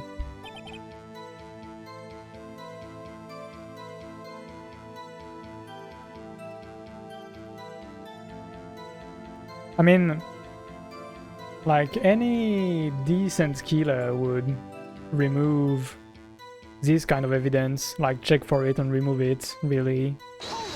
Let's press on this one, and I think we are gonna have pressed on everything. Do you have proof it was Mia who wrote that? Of course I do, pal. Uh-oh, he sounded pretty confident.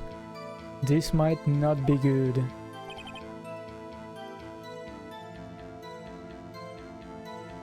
Not sure what we can press on, with what we can get from pressing onto that, but let's see. What kind of test were these again? Well, I mean, I guess DNA tests.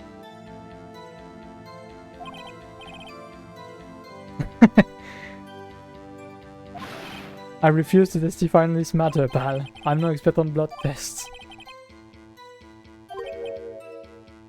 Thanks, pal. I mean your honor, sir. I look forward to your next evaluation, as should you.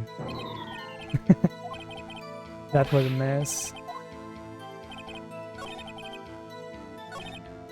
Let's see.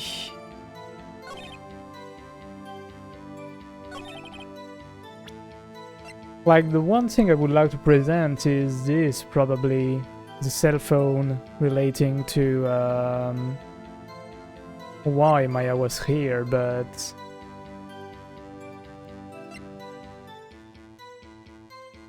like, I don't see any singular piece of dialogue where Maya's cell phone would fit.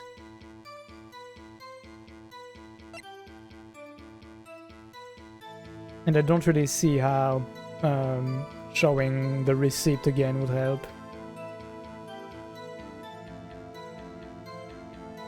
I mean, it is written pretty clearly, and it's not...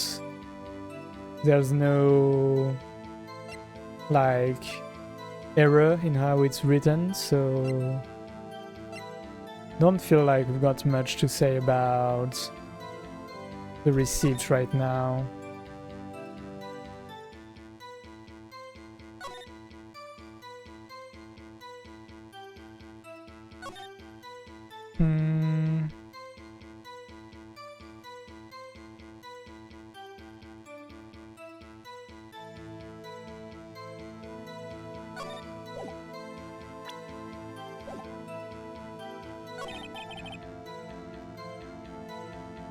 Oh wait, it was not next to the victim's body, it was in her hand, I think? But does it even matter where it was?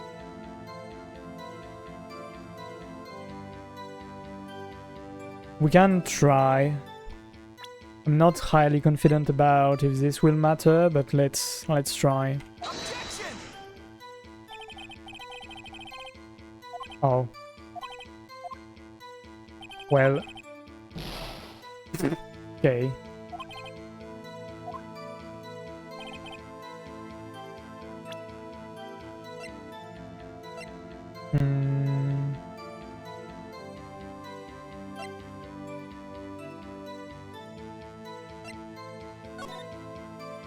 We are kind of entering the point where sometimes it's a bit hazy what I have to do, I guess. It came much faster than expected, really. I'm in the scene of the crime with my own eyes. Did we press onto this? I don't know. Let's press on and see. Oh, yeah, we did.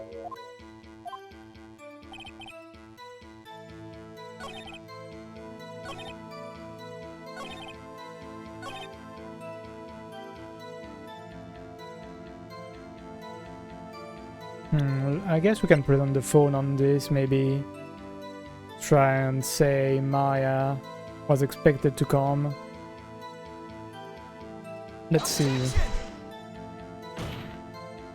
Uh-oh.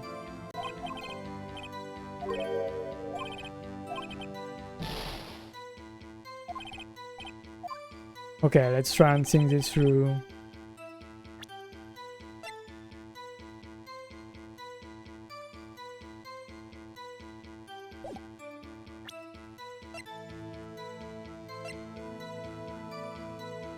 Hmm.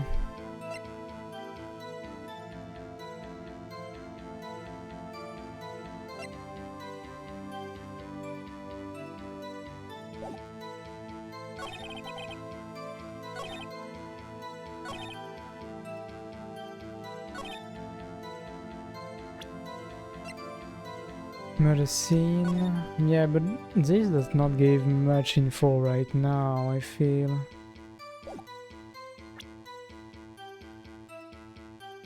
I did not expect to be in trouble so soon.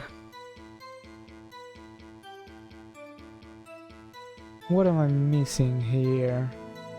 I feel like I've pressed on every part of this on the testimony.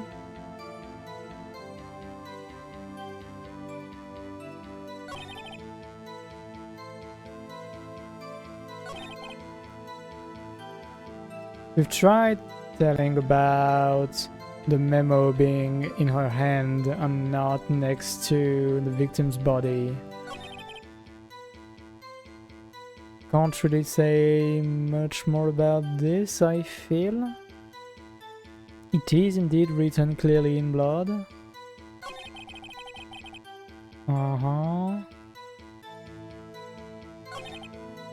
There's blood found on the victim's finger. We've pressed on about that. It was written with her dominant hand. Oh.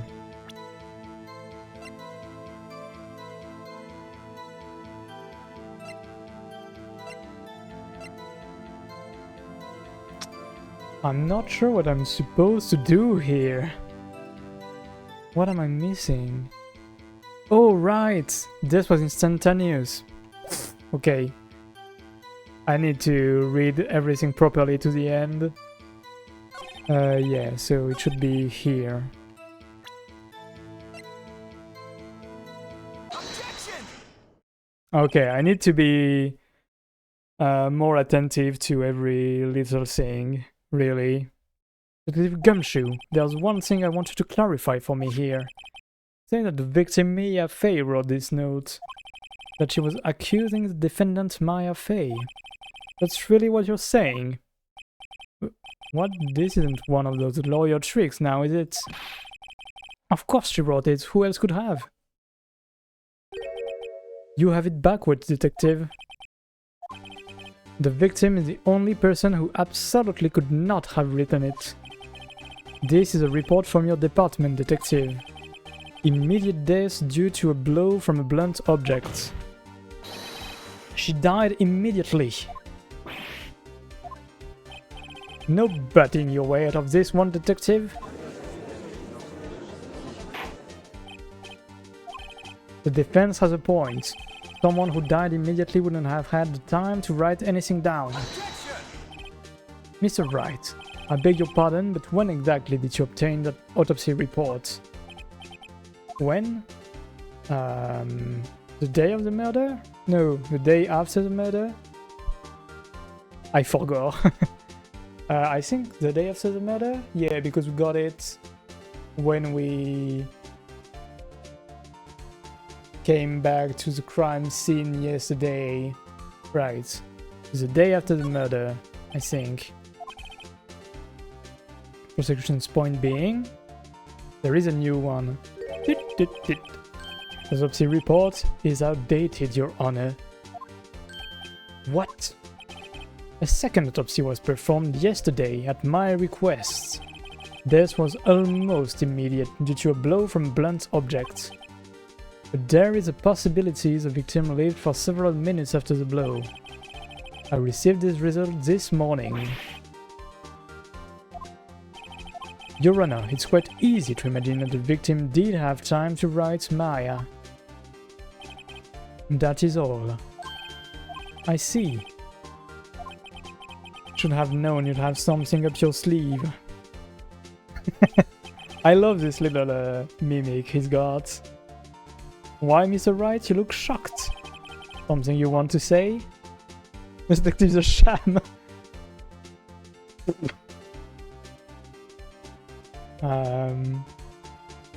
Yeah, I guess let's go that way. I thought there's nothing you won't do to get your verdict. What reason could you possibly have had to request a second autopsy report?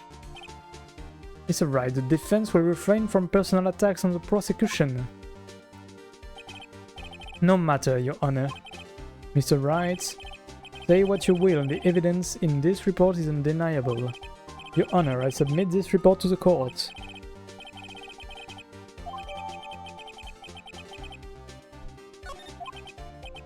Well, Your Honor, the evidence strongly suggests the victim was identifying the killer. Suppose that the obvious conclusion, yes? Darn, this isn't good. The prosecution would like to call its next witness. This poor innocent girl saw the murder with her own eyes. Let the witness, Miss April May, take the stand. Exactly what part of her is innocent?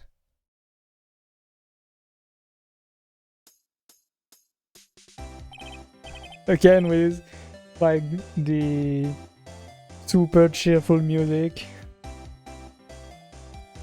Witness, your name please? April May, at your service.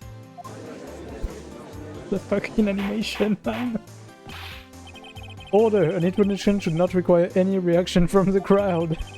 The witness will refrain from wanton winking. Oh, yes, Your Honor. This is not good. She's already captured the heart of every man in this courtroom. Tell us, where were you on the night of September 5th, when the murder occurred?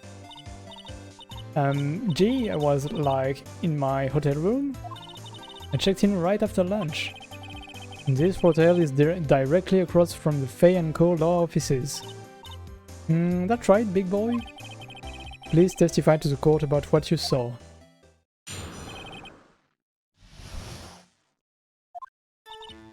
Was like 9 at night.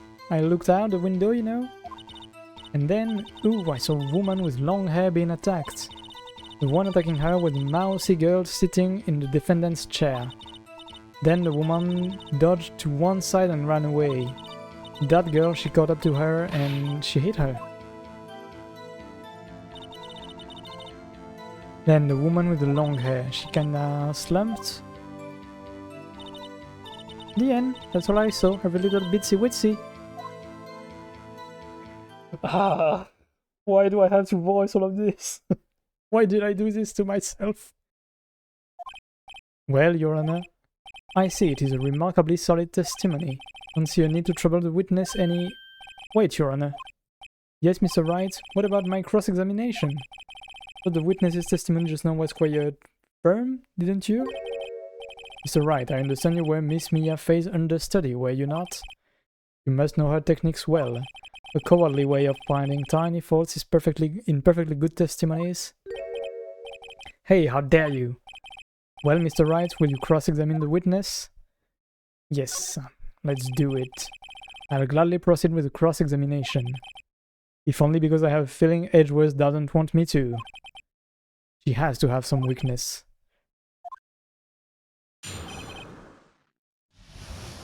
Okay, let's press onto everything. Well, I mean, maybe not this, because it feels like there's not much to tell about. Let's press on to the next. So, woman with long hair being attacked. We're gonna start with her recognizing Maya.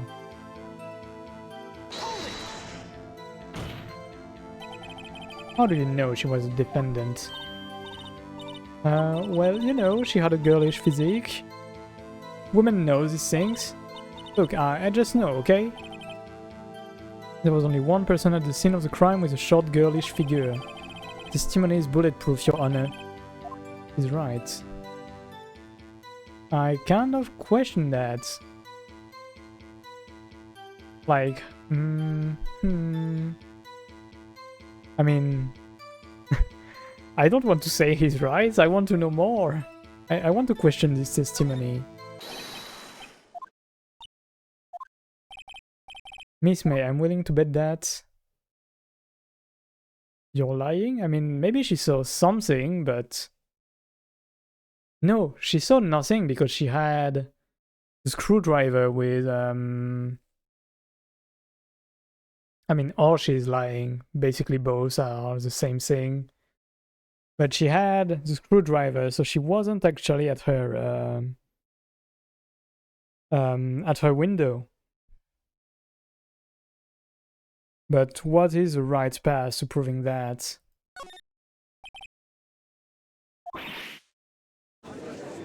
Oh, that face. It's alright, what is the meaning of this? Yes, what is the meaning? Somebody tell me because I'm clueless about this, I mean... If you had really witnessed my client, Maria Fey, you would have noticed her clothes before noticing her physique. Ooh, this face, man. No one wears clothes like this on a daily basis except her. I'm no expert on fashion, but her hairdo looks far from normal to me. However, the witness's testimony mentions neither of these things. The testimony is bogus. But still, we don't know if she was dressed like that way the night of the murder. She was, Your Honor. I saw her, and so did Detective Gumshoe. What do you say to that, Miss May? What are you trying to say, you mean lawyer? I saw what I saw. I just didn't think all the trifling little details were necessary, darling. Miss May, the court would like to remind you to please omit nothing in your testimony. The fucking animation, man. I can't deal with this right now. I'm sorry, Your Honor, I'll be a good... Okay, I'll let you imagine that, I'm not voicing that. Your testimony again, if you would. I almost had her.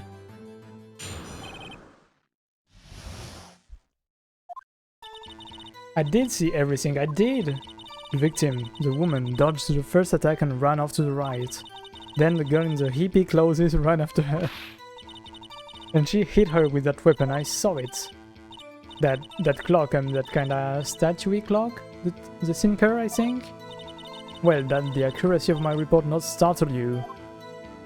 Kind of, because how do you know it's a statue? It had no machinery in it. I only wish you had been so detailed from the beginning. Please begin the cross-examination. Okay, I'm gonna press on, but technically we could kind of tell, like use directly the message from, I mean the voice call recording from Maya and Mia, considering she says she removed everything about this clock that made it a clock, really. Yeah. Okay, let's press onto this and we'll see if we do something else. Just gonna turn on the lights, it's beginning to get quite dark in here. The clock. Didn't this come up in another testimony recently? Well, don't look so sour, Mr. Lawyer, you can't win them all. No, but I have a feeling I'm onto something now. Let's reread through that, but it should...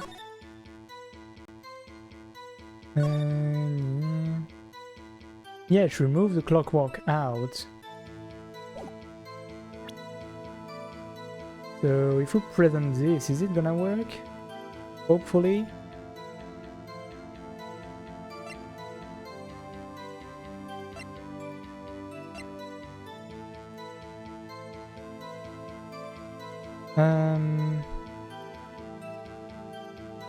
I wonder, like, showing this could also help, considering it says looks like a statue but it's actually a clock, and she kind of goes the other way around. But let's show this instead, maybe. Objection! Oh.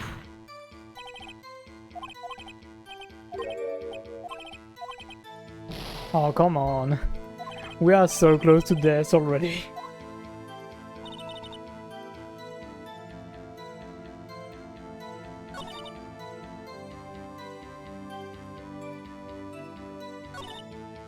Okay, let's press onto everything, I guess.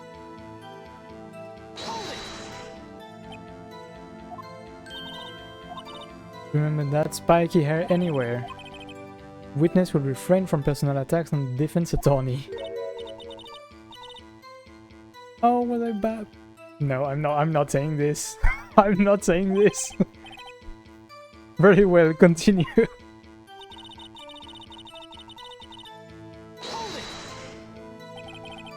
Is that right, as in your right, as you looked from the hotel? Which hand do I hold my knife in again? Right, it was my right hand, right? Satisfied, Mr. Wright? Please continue.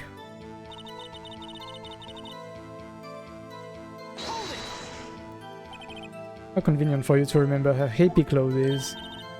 But you, I mean, that's what she was wearing. Oh, and her hair was all done up like a bun.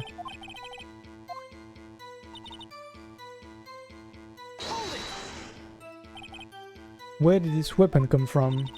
She picked it up from the desk. I see. What sort of weapon was it?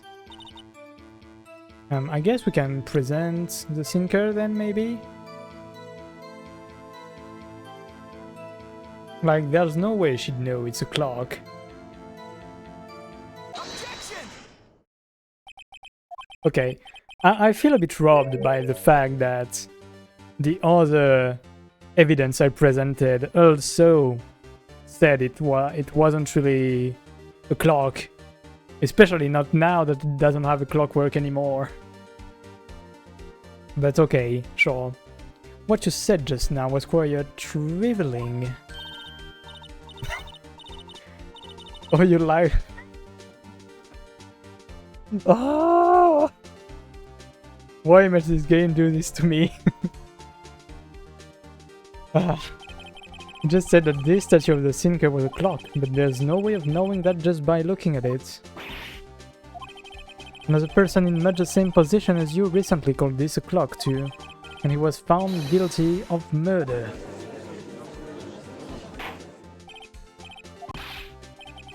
Miss May, can you explain how you know this was a clock? Objection! The witness saw the murder with her own eyes. That's all that's important here. The defense is trying to confuse the issue with trivial concerns. Yes, of course, you will withdraw your question, Mr. Wright. But questions are all I have, Your Honor. And as you may recall, I've caught murderers with these questions before.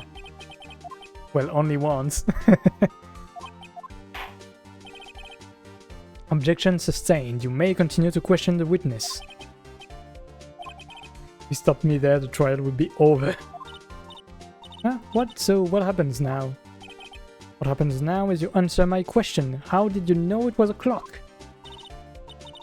That's because I heard it? Mm-hmm. I find that pretty dubious, really. I don't believe you 1 second. You've been to the law offices of Fay & Co. No? Hey, I didn't say that. Why would I go there? Get it from my hotel room? The law offices of Fay & Co, where the murder took place, is very close to the hotel. Could easily have heard the clock. Well, Mr. Wright, are you satisfied? No, Your Honor. Can't give up now. I'm not satisfied because it couldn't have rung. Your Honor, members of the court, it is inconceivable that the clock in question rang. It's empty. That clock is missing its clockwork. How could you possibly? Just take a look right now. Anything interesting, Your Honor? It is as the defense says. This clock is missing its clockwork. It's quite empty. Mr. Wright, would you care to explain to the court the meaning of this? It is as you can see. The clock was empty, it couldn't have rung. Therefore, this witness is a big fat liar. Fat? Oh, she did not like that. Well, Miss May?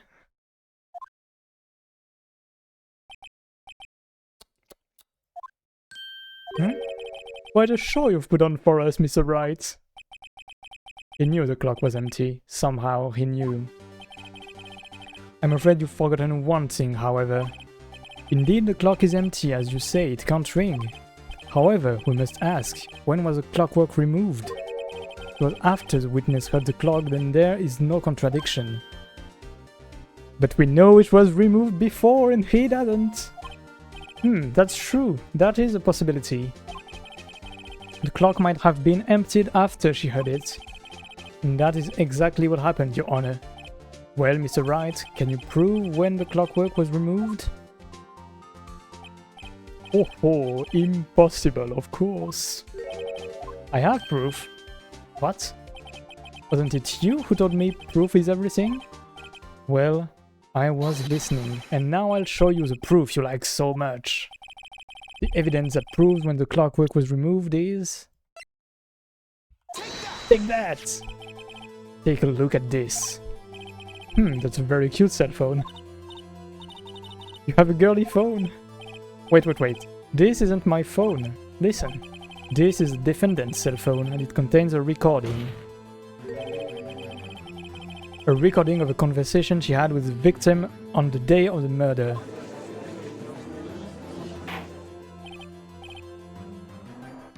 Order! The defendant's cell phone? This wasn't brought to my attention. Perhaps Detective Gumshoe overlooked it? The good detective better remember he's up for evaluation soon. I gotta say, I'm starting to feel bad for the big fella.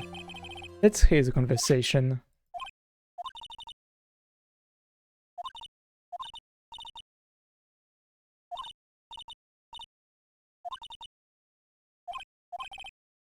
Number 5, 9:27 AM. Ooh, the beep. Sorry for that. Your Honor, I think this makes it clear the clockwork was already gone by the time this was recorded. Which was well before the witness even arrived at her hotel. Well, Miss May, would you care to explain this to the court? Plus, how did you know that weapon was a clock? Well, isn't it obvious? I saw the clock before. What store was that again? I got so many. The witness had seen it before, that would make sense. Does the defense have any objection? Yes, we do, it was custom made. The witness claims she had seen it before, but this directly contradicts a piece of evidence already submitted to this court. Well then, let's see it. Please produce this evidence that will prove the witness had not seen the clock before. Made by Larry Butts. It's simple, this clock was never in any store, ever. A friend of mine made that clock. Only 2 exist in the world, and the one that isn't here is in police custody. Impossible, everything is sold in stores. Miss May, I think it's high time you went shopping for a better excuse. I love like how they answer each other. Oh, excuses not on sale today? Oh,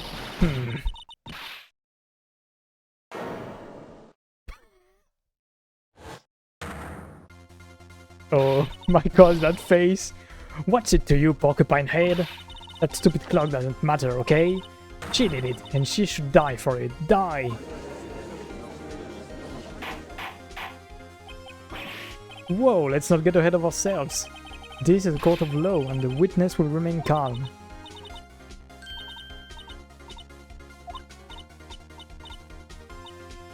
Silly me. Did I, like, lose it? I guess I did. Miss May, let me ask. Tell me, how did you know the weapon was a clock? Oh, this is right. I'm gonna bet she's gonna say she heard about it on the newspaper. Maybe.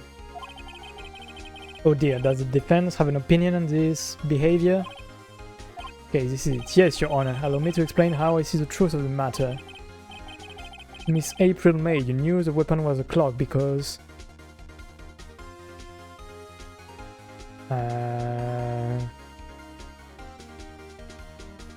Probably the second one? Like, holding it would not give much info, I feel. Or maybe it does. But, I don't know if I'm gonna put, like, a foot in the grave by saying she heard about it.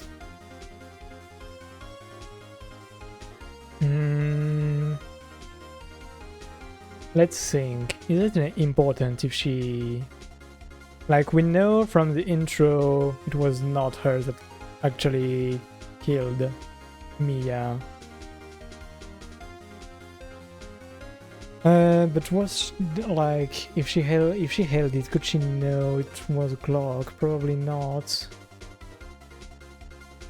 I guess I'm gonna try the second one. Feels the most probable.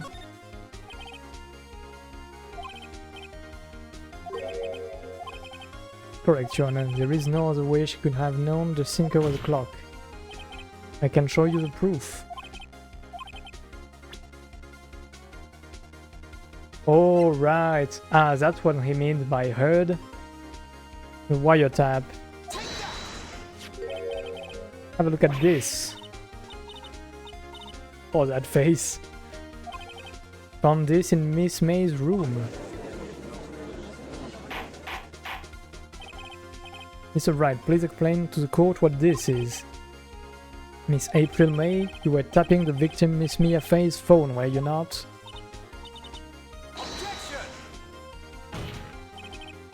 Your Honor, this is irrelevant. I'm not entirely sure that it is. Objection overruled. Miles tends to try some objections that have nothing to do, really. For someone so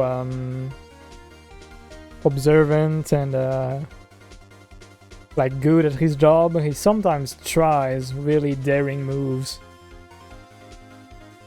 Troubles me that our witness was in possession of a wiretap. This is outrageous. Does the defense truly claim that the witness was tapping her phone? Absolutely. Even if that was the case, which it's not, you still have to prove one thing.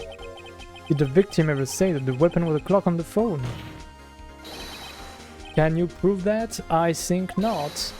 Oh yeah, I think I can, it's simple. Here's my proof. I mean, we have the recording, right? She says it's a clock in there. Yeah.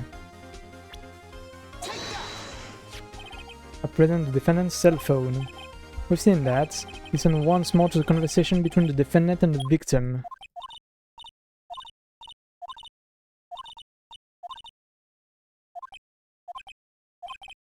Use the wiretap to listen to this conversation. That's how you knew the sinker was a clock. I almost said a clown. Am I wrong? Your Honor, this is ridiculous. Your Honor, look at the witness's face. Does she seem amused to you? The defense demands an answer. Witness, answer the question. Did you tap her phone? Miss May? Shut up, all of you! What gives you the right to talk to me like that? You liar. Oh, the fucking cuts. It's no fair, all of you ganging up on me like that. Oh, so I'm the bad girl, is that it? Is that it? The court's seen the real Miss April May now. Now to deal with the final blow. I mean, we don't know if we know she didn't do it, but in universe we don't know if she did it. But why the wiretap? Why did you tap her phone? Answer the question. Do I have to? Isn't this a murder trial? Isn't TP tapping her irrelevant? TPT tapping? He's saying exactly what Edgeworth wanted to say. Miss May, you were tapping the victim's phone. I hardly call that irrelevant. While Discord does not condone the defense's tone of voice, he has a point. Well, Miss May, do you have an explanation for the court? Can you prove you had nothing to do with this murder, even though you tapped her phone? Ha, I'd like to see her pull that off. Mr. Lawyer, I saw that evil green. You were probably thinking, I'd like to see her pull that off, weren't you? Damn, she's good. Well, you're not the first man who thought that, and of course I can and will. Can't be serious, no way. Way, I say, way. Oh, and I assure you, I'm serious, Mr. Lawyer. Okay, so the killing happened at around 9 at night. Why, that's just when I was getting room service for us from that sweet bellboy. Iced coffee, I believe it was. Iced coffee, you know? Like normal coffee but cold. You don't drink it quick, the ice melts and then you have regular cold coffee. Okay. Think I'm making this up? Ask the bellboy. Ergo, the witness was not on the scene at the time of the murder.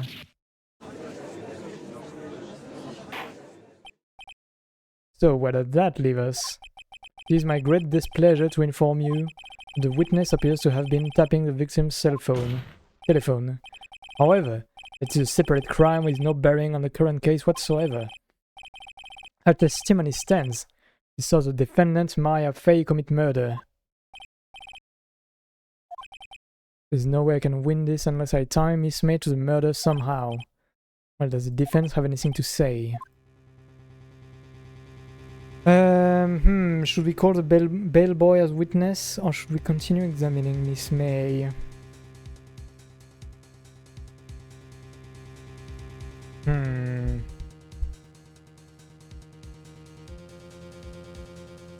we have anything that would help us, maybe?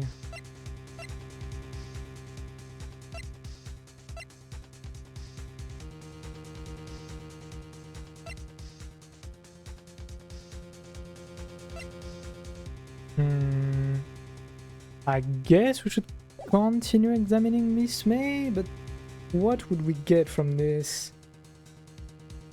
Or should we call the bellboy? But what could he tell us? I guess we should call the bellboy, right? I feel like examining Miss May would go in kind of a dead end, I feel, maybe.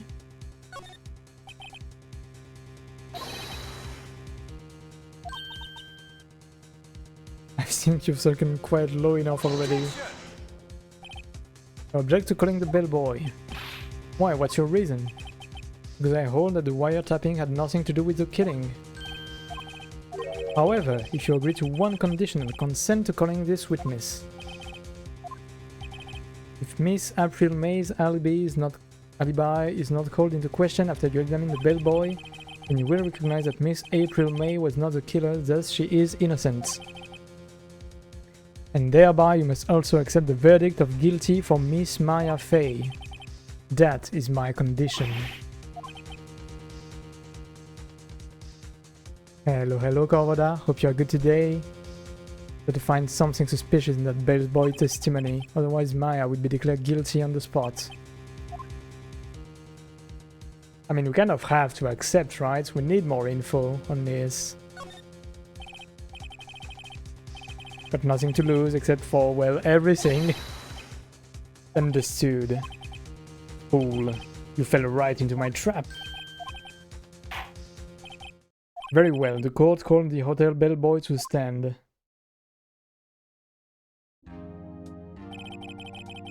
I believe we're ready for the witness to testify. I wonder, like, this game did not feel to me like it had branching passes, but I wonder what happens if you ask about continuing to examine Miss May. Like, do you in any case end up having the bellboy as witness? I wonder. Like Edgeworth is playing Yu-Gi-Oh while you're playing Go Fish. Kind of trying to bait us, really. We're not really the one playing like fishing. We are the fish for him.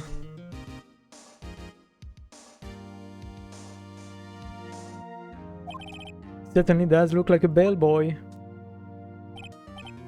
Yes, sir. I received your summons in the middle of work, sir. I'm happy to be of service. That tea set looks rather heavy, so without further ado, witness may begin his testimony.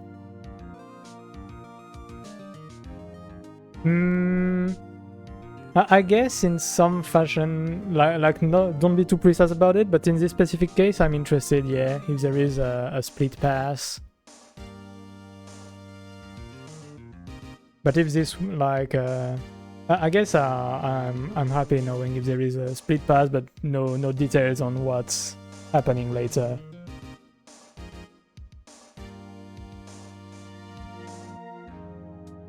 The witness may begin his testimony. Very good, sir. Miss May's room service.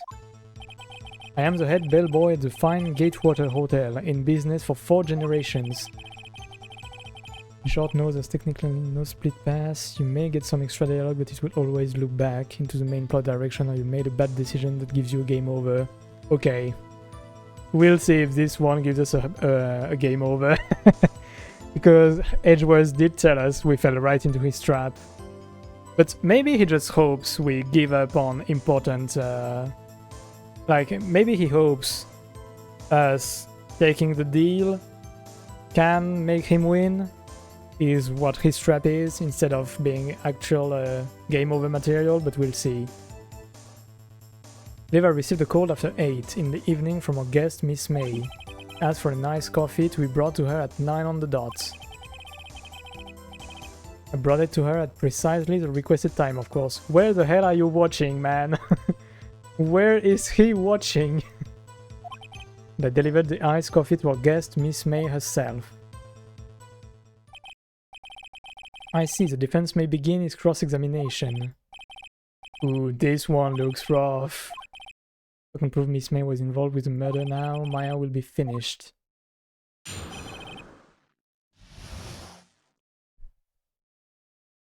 Oh yeah, he's definitely not looking at the coffee right now. I'm gonna be right back in just a minute.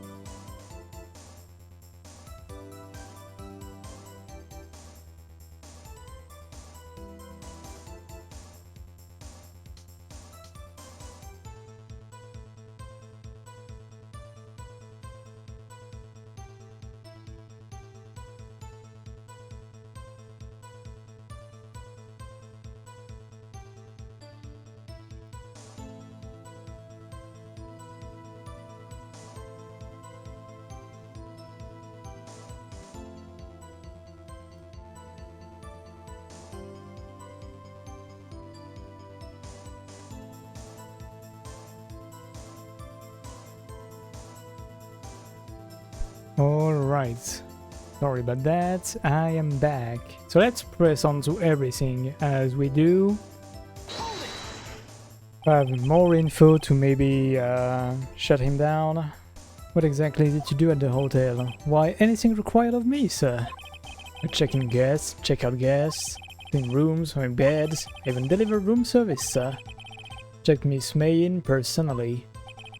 Are you always so prim? It's alright, you will refrain from asking frivolous questions. Are you sure it was Miss May on the phone? Absolutely, sir. How can you be so certain? I checked Miss May in personally, sir. Not only did I see her in all her stunning radiance, but I also heard her voice. And then I saw them, and point being, I remembered her quite well, sir. What did he mean by them? As for nice coffee to be brought to her at 9 on the dot. 9 on the dot, you say? Yes, I confirmed that detail several times. I was watching a program on the TV and wished to drink after she finished, sir. Time of the murder.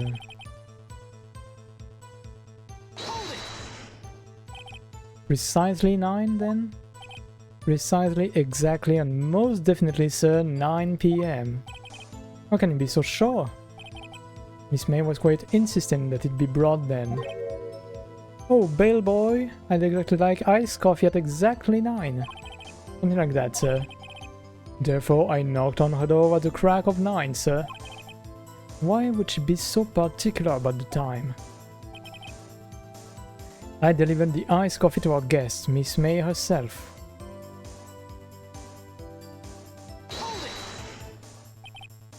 Are sure it was Miss April May herself?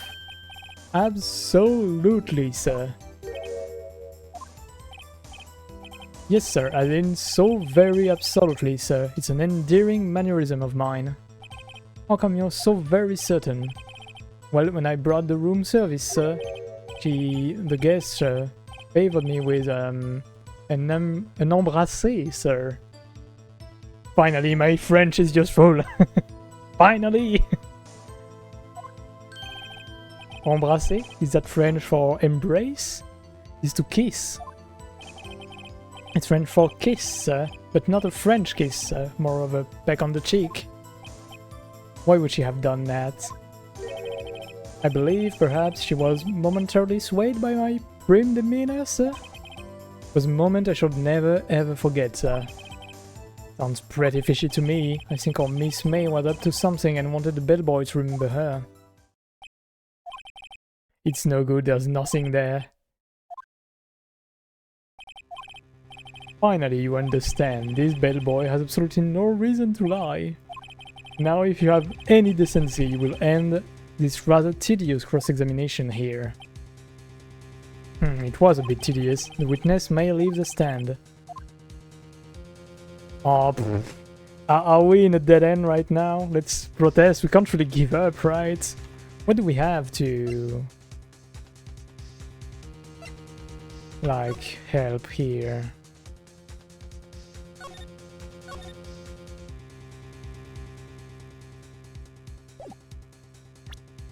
Feel like we don't have much.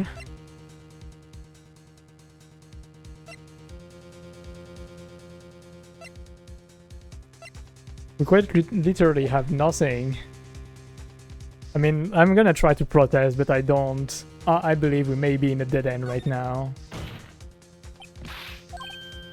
Yes, does the defense have something to add? One last question. Let me ask one last question. Your Honor, I must object. This charade of justice has gone on long enough. Nah, Mr. Edgeworth. Alright, Mr. Wright. I'll give you one more question, that's all.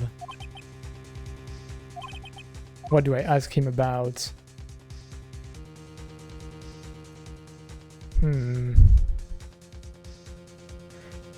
I want to ask, like, room service feels like a pretty important question considering it's the time of the murder that it happened. But also, I wonder about the check-in because he did talk about her being with someone else.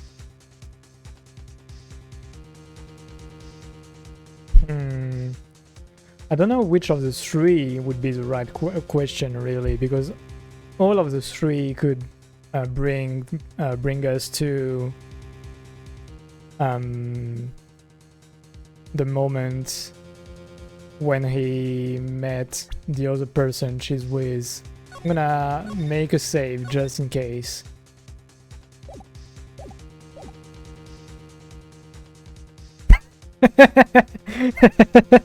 Yeah, I guess it could be another person or that. But I'm gonna believe it's another person, considering we saw two champagne glasses in her room when we came there. I guess I can ask about room service, considering he supposedly said he saw them. I don't remember if he meant during check-in or during one of the room service moments. No, I'm gonna ask about the check-in, because she would be checking in with the person she'd be staying in the room with, is what I'm thinking. Tell me about when you checked in Miss May. Very well, sir. My first thought was that she was a beautiful, beautiful person. She's just my type of girl, so it was a disappointment, really. Excuse me? What exactly was a disappointment? Well, I am not without charm, sir, but even I'd have a little chance with her lover there. What did you say? What did he say? Bellboy, tell us the truth now. Did Miss May check in with another person?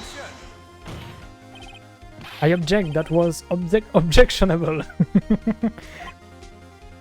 Turns out Edgeworth is not without flaws too. He does make poor objections at times. Objection overruled. The witness will answer the question. Yes, I see. Why did you not mention this in your testimony? Well, sir, you didn't ask.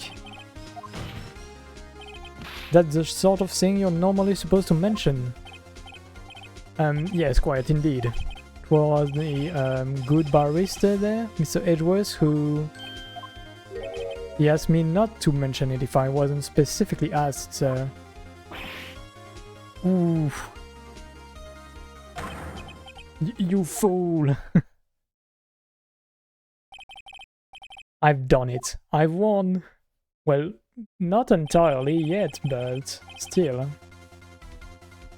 Miss April May checked into a twin room with a man. Correct? Yes, sir. Then, when you brought them room service, you didn't see that man in the room. That's right, sir. Your Honor, we have just learned of another person involved who may have been the murderer. In light of this new fact, I hold that it's impossible to judge the defendant. Wouldn't you agree, Mr. Edgeworth? And who, Mr. Wright, who is this other person? Was a man with Miss May. The man who checked in with Miss May. Your Honor, as has been previously revealed, Miss April May was tapping on the victim's phone. Yet Miss May herself has an alibi at the time of the murder. However, that does not clear the man that was with her. The bellboy saw no one else in the room at the time of the murder. What a convenient little setup, but it's too late. Too late? I suppose you'd like it? It was too late, wouldn't you? After all, it was you who hid the presence of this other man from this court. Upstart. Amateur. These accusations are ludicrous. Enough. The court acknowledges the defense's arguments. I expect the prosecution and defense to look into this matter fully. Am I understood? That is all today for the trial of Maya Fey. Court is adjourned. So do we have not guilty? Did we do it? Maybe not yet.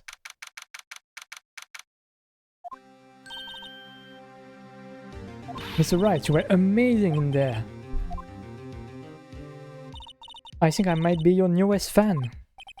I was just doing my job, you know. Then again, that other attorney was pretty cool too. That face of his, with his eyes wide and trembling lips, sent shivers up my spine.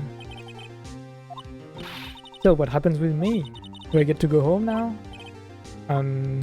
No, I don't think so, not yet. I got a great lead in today's trial. That man with Miss May, he's the key. What happens to Miss May after that, anyway? I heard they arrested her. I guess she's learning her charms won't work everywhere. She's probably at the detention center now. I may have to go down there later. Anyway, this case is far from closed. I'm going to find out more about this man. Don't worry, I'll find him by tomorrow, I promise. I'm counting on you. We always have to do things so fast in Phoenix Wright games. We always have like a day to do our stuff. I asked for a full record of April May's testimony. I thought it might come in handy during the trial tomorrow, but now that I have it, I'm not so sure. Most of her testimony was all lies. In fact, there's only one part that hasn't been stricken from the record. Victim dodged and attacked, then ran to the right, but she was caught and struck. Don't know how much good this will do me at all now. Anyway, time to hit the pavement and go do some investigating. Maya doesn't belong in that detention center, and it's up to me to set her free. Sorry. But does that mean it's like the end of an episode or not yet? Not yet, probably, right? Okay. Turned out this episode is longer than expected, but I think I can go up to the end. I'm not hungry yet, so I've got a bit of time still. Well, hello. I didn't expect anyone to visit me in such a dank place as this. Required moving. Not, you sticking lawyer, I hope you die. Have you come to laugh? Yes, laugh at the fallen Miss May. Not really, there's something I wanted to ask. Fortunately, there is nothing I want to be asked. Remember how long this chapter is? Each one gets a decent bit longer than the last one. Yeah, that's how I expected it to be, but I kind of expected it to a kind of cut where this first trial ended, so it's a decent bit longer than expected, but should be fine still. I'll see at what pace I play this. It's probably gonna be 1 or 2 episodes per day, depending on how long I stream. This one gonna be maybe a touch longer, considering we do 2 episodes now. But it's fine for the beginning to start a bit longer as far as episode numbers go, at least. We'll see how much longer each episode gets over the course of this. Can probably fit an episode a day if I manage to start early enough, which wasn't the case today. But let's go. This version of the game has all 5 episodes. Yeah, it should.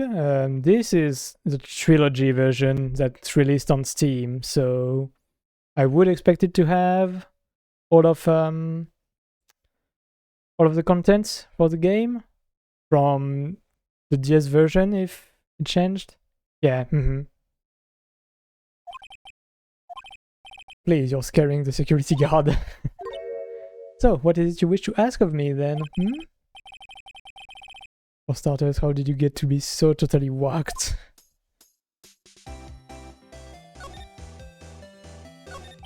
So let's see, who is that man? About the man who stayed with you in your hotel room. Can you tell me about him? Where is he? Come on. No way, Jose. Maybe if I had something to get her to talk. Why did you place a wiretap on Mia's phone? Oh, when you say it like that, that sounds so cold, so criminal. Tapping people's phone is a crime, Miss May. Oh, and I suppose you learned that in lawyer school, Creep. This woman is impossible to talk to. Say, Why are you so angry? Well, she just got put in detention due to us.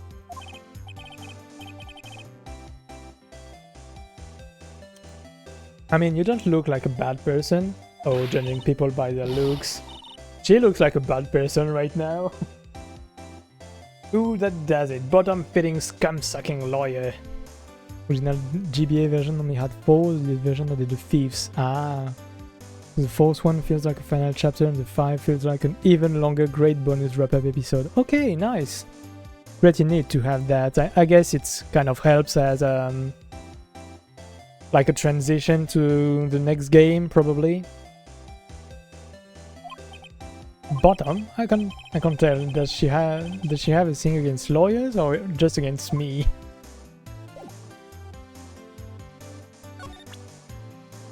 Let's see. Will she tell anything if we present her the testimony?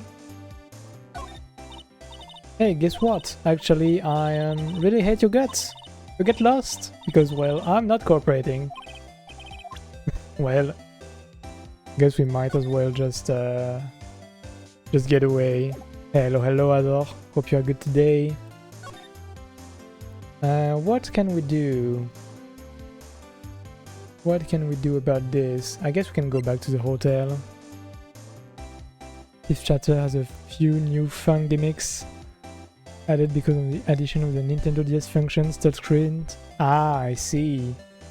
So maybe some stuff that we get to, like some stuff along the lines of what we see in Apollo Justice. I played a bit more of Apollo Justice back then than I did Ace Attorney games. I guess I did go about like up to half of Apollo Justice, or maybe almost the end, I think, but that was a long time ago. Okay, we don't have much to force her to talk to us right now. I'm okay. I've had a pretty horrible days and nights of sleeps these past few days, but somehow I'm fine today. When yesterday was big headaches days and all, and today I had to start stream much later than I wanted to due to having to recover not lost parcel, but a misplaced parcel that I didn't have any choice than to go walk like 30 minutes more than expected to get it. Maybe even more than 30 minutes instead of like picking it up right next to my house. But yeah, I ended up recovering it and now here we are. So I'm fine. The tiredness is starting to get to me, but I think I can get to the end of this. So we can get a clean slate to work on next stream. Ah, welcome, sir. What a performance today, if I dare say so myself. Sorry for putting you on the spot like that. No, not at all, sir. Your efforts today can only help the Gatewaters rep, as they say. Rep? Yes, our reputation will swell at the hotel where the murderer used the wiretap. We can charge a premium for the room, of course. It would be great for business, sir. Whoa, Miss May hasn't been charged with murder. I too will become famous. The bellboy who brought the murderer iced coffee. Why do I feel like we're both stuck in the same bad dream? So, you are our honored guest. Please let me know if there is anything I can bring you. About Miss May. Oh, her, sir? Not to boast, but I knew the moment I saw her. She'd do it, I said. Do what? I'm starting to think the most suspicious person here is this guy. This bellboy is a bit extra. I wanted to ask you about the man who was with Miss May. Ah, yes. He struck me as a real lady killer, if you'll pardon the expression. I knew it from the moment I saw him, sir. I don't like the double entendre about lady killer in here. This can have two very different meanings right now. She could kill me and let her kill me. He really does seem like that. He and I are of the same ilk. We both carry the scent of danger. There we are in total agreement, Mr. Psycho Bellboy. If you had a photo of that man, I'm quite sure I could identify him. Photo, Could you tell me about this hotel? Absolutely, and on that subject I have an excellent idea, sir. Currently, this hotel is known as Gatewater. I propose that we add a subtitle. Subtitle? The Gatewater Hotel, Murder Manor. Well, what do you think? Sounds great. Whatever floats your tea set. I love every, like, little answer to weirdness, like, whatever floats your tea set. What was it again? What did we get again earlier? Like, every pun and all, it's always so good. We don't have a picture of the person.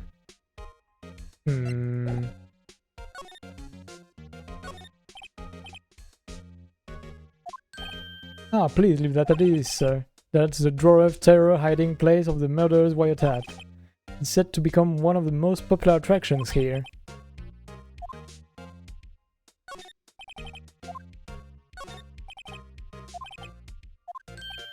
Ah yes, we plan to install a telescope in that window, of course. Just $5 will earn you 3 minutes of a view to a kill. Just kidding, sir. By that look in his eyes, I'd say he was more than serious. We can't really find anything more in here. I check everything, but I don't expect anything to have changed about the more normal stuff. Oh, bottle and 2 glasses rest on the table. Every time I check the bottle and the glasses, it checked the window instead. Why hasn't he cleaned this up by now? Ah, I beg your pardon, sir, but if you could please refrain from touching those. Part of the decor. I call it the last drink before murder. Will be famous, the talk of the hotel industry. Okay, so nothing new here. We kind of have to move, I guess. We need to find a photo of the guy and then find a clue for, like, to force Miss May to talk to us, really. Let's go. I guess we can go see Grossberg, maybe ask him why he didn't accept the case. Oh, why is this gone? Looks like Grossberg is out today again. Maybe he's avoiding me for some reason. Oh, hi! I know you. Let's check this out first. Isn't there a giant painting hanging on that wall? Painting of a fisherman, I think? I wonder, like, what's the fisherman? I wonder if, like, the 3 answers were wrong, maybe. What's this? Old photos? There are 2 lying here. Something's been written in pencil on the backs. DL6 Incident Exhibit A, DL6 Incident Exhibit B. Oh yeah, this is probably my Mia and Maya's mother. I've seen this person somewhere. Perhaps I'll borrow this photo. I'm sure no one will miss just one little photo. And it might be a valuable clue. I'll take it for now. And let's take the other one. Ooh. What a face.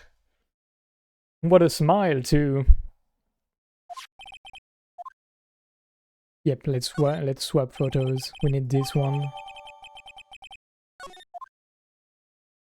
And now we can move back to the hotel.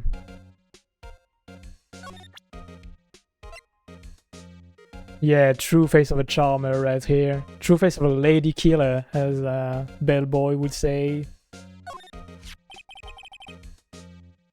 Take a look at this photo.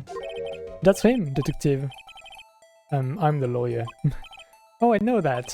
I just wanted to say detective once. You know how it is. No, I don't. Without a doubt, that is a man who checked in with Miss April May.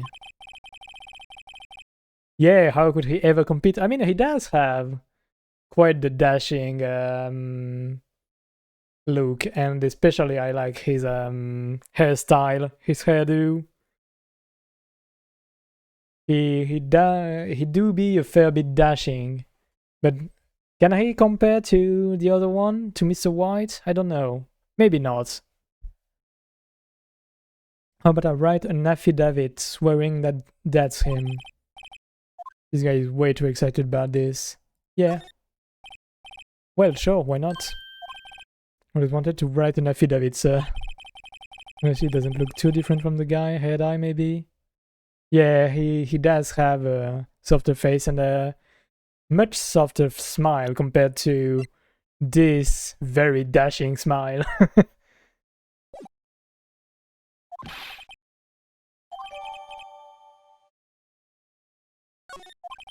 Not even Miss May can play dumb to this. I guess we can change up photograph now that we have the affidavit. Let's go back to Grossberg office and... Oh, no more photos, okay, so we can't swap them. The game had planned this out. You again, can't you take a hint and stay gone? Hey, the only reason I'm back here is because you won't talk to me. Oh, so it's my fault now? You don't just have spiky hair, you also have a spiky heart.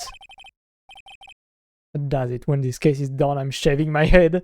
No, please don't do that. I remember the beanie head in Apollo Justice, and it did not fit you as well, in my opinion. I did play Apollo Justice a fair bit long ago, so I don't remember much of it. I mostly remember some characters. Please never go bald. Yeah, that would be a horrible loss for us all. I guess we can show the affidavit instead. With a picture. You have a look at this. The bellboy's affidavit. He tells us everything he saw, such as the man you checked in with, who was most definitely this guy. I'm getting somewhere. I mean, we should push her, probably. Like, anyway, she's already on our case. This is it, all or nothing. Time to do a little bluff. Maybe playing dumb, if indeed that's an act. If you don't talk, I'm taking this info to the press. Even though he should have been witness to murder your little friend was missing. I'm sure the press would have a field day with this reputation. Oh, fine, I'll talk. You win, lawyer. Man, that felt good. It's great to be alive. Please don't go bold now, since you won. Why are you pumping your fist in the air? Now tell me about the man you were with. That man, he's my boss. Red White, the president of the information gathering conglomerate Blue Corp. Information gathering? Well, I suppose you could call it a detective agency? So this is the man that was with you the night of the murder. I'm scared to talk. I don't want to end up like her. Could you be threatened by Mr. White? It's okay, I'll just ask Mr. White himself. Can you tell me where Blue Corp is located?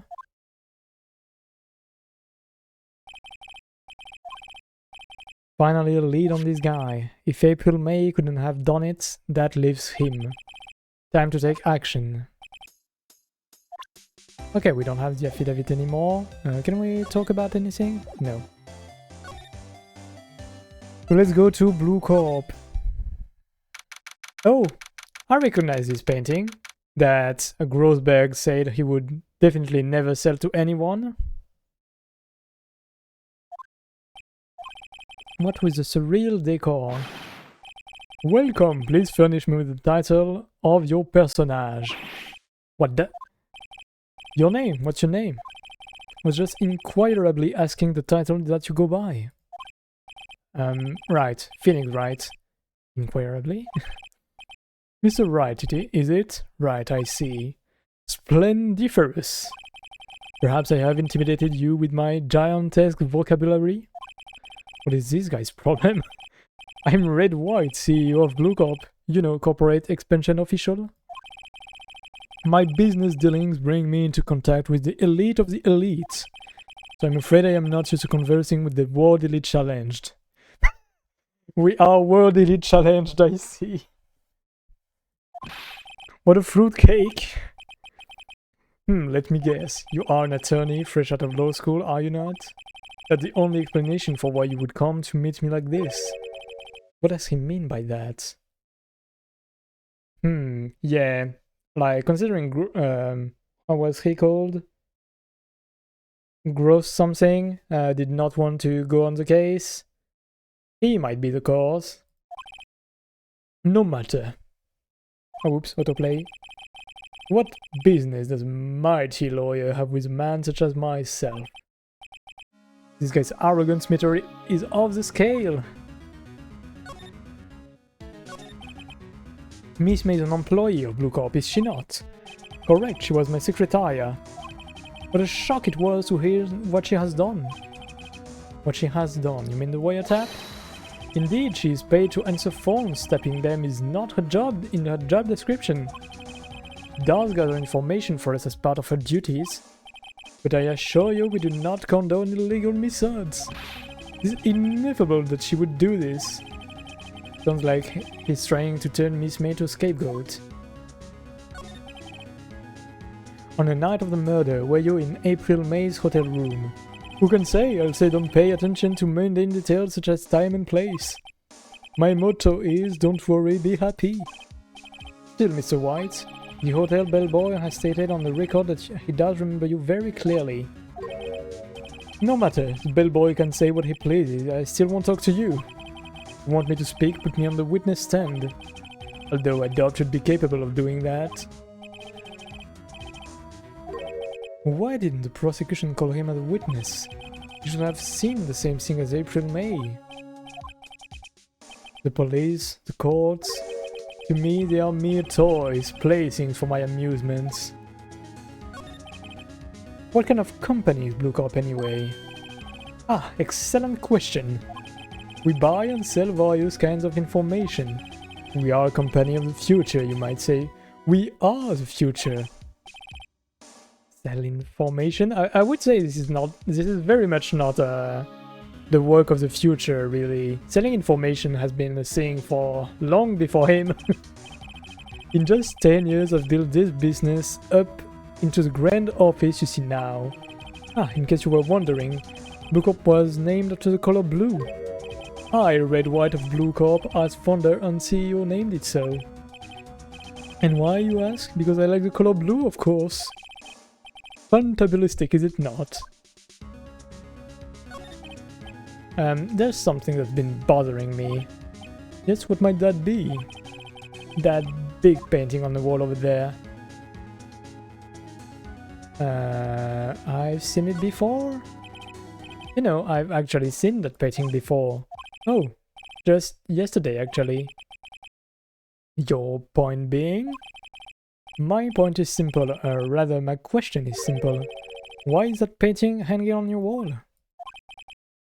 Mr. Wrong, was it? Right. It appears you do not fully grasp your position here. I ask again, who are you? A lawyer? No, my feeble friend. A mere lawyer. Worse nothing. Zilch, depot, nada. Just like that sorry excuse for an attorney, Grody Burger.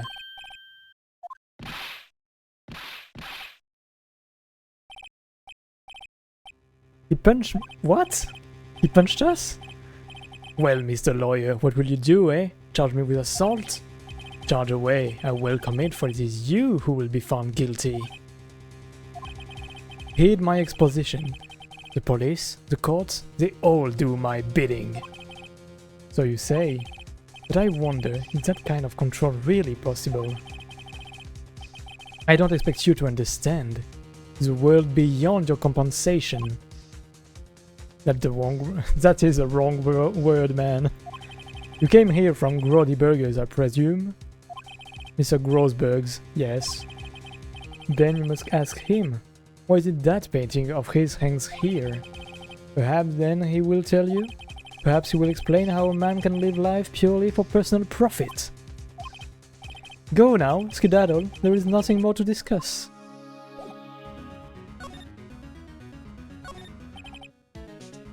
Getting was in.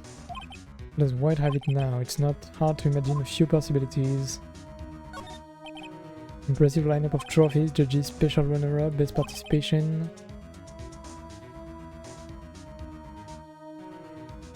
I love the special good try prize. The Woods judges and special kind of stand out. He probably strong-armed them into giving him something. The Blue Corp sign certainly stands out enough. I love how this statue of Blue Corp features pretty much no blue in it. I mean, unless you count bronze as blue, but I would say it's more greenish, I guess. Like for someone whose favorite color is blue, there is a whole... like, there is very little of it here.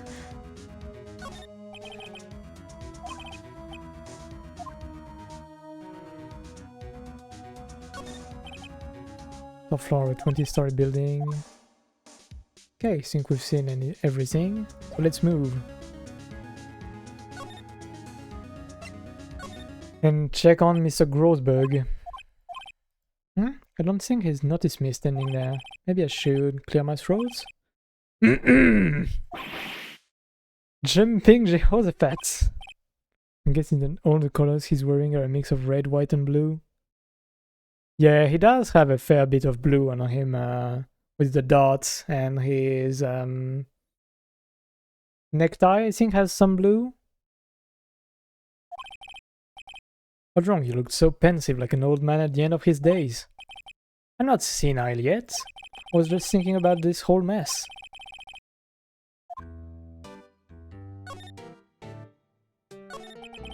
So you came to the trial? Yes, I did. Something was bothering me all last night. You see, couldn't get a wink of sleep.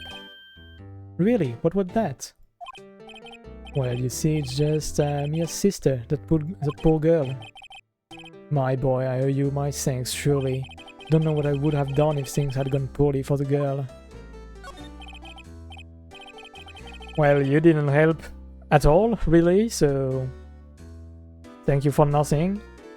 I asked before, but why did you refuse her request for defense? I think I have a right to know.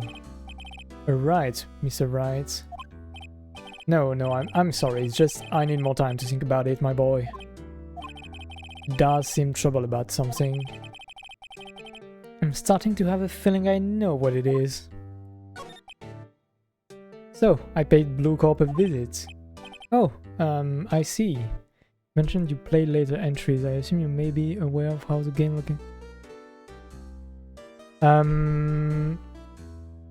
No, I know back then I played in French because I did not speak or read English as well back then. So I know the name change for a matter of puns. But I don't know how the location changes. Like, do you mean that right now, since I'm in English, the game considers everything happening in America? Or is that what you mean?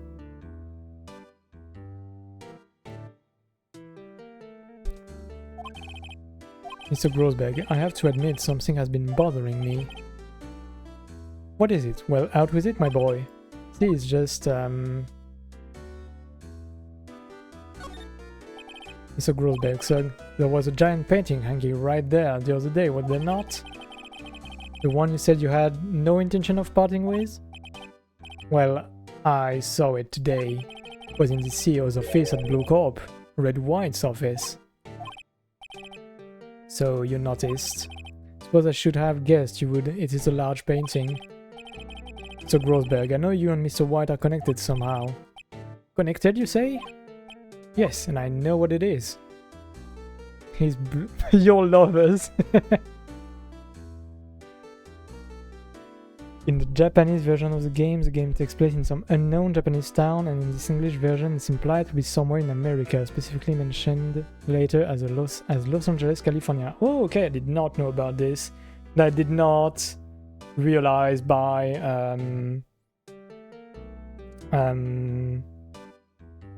what is the name? What is the word?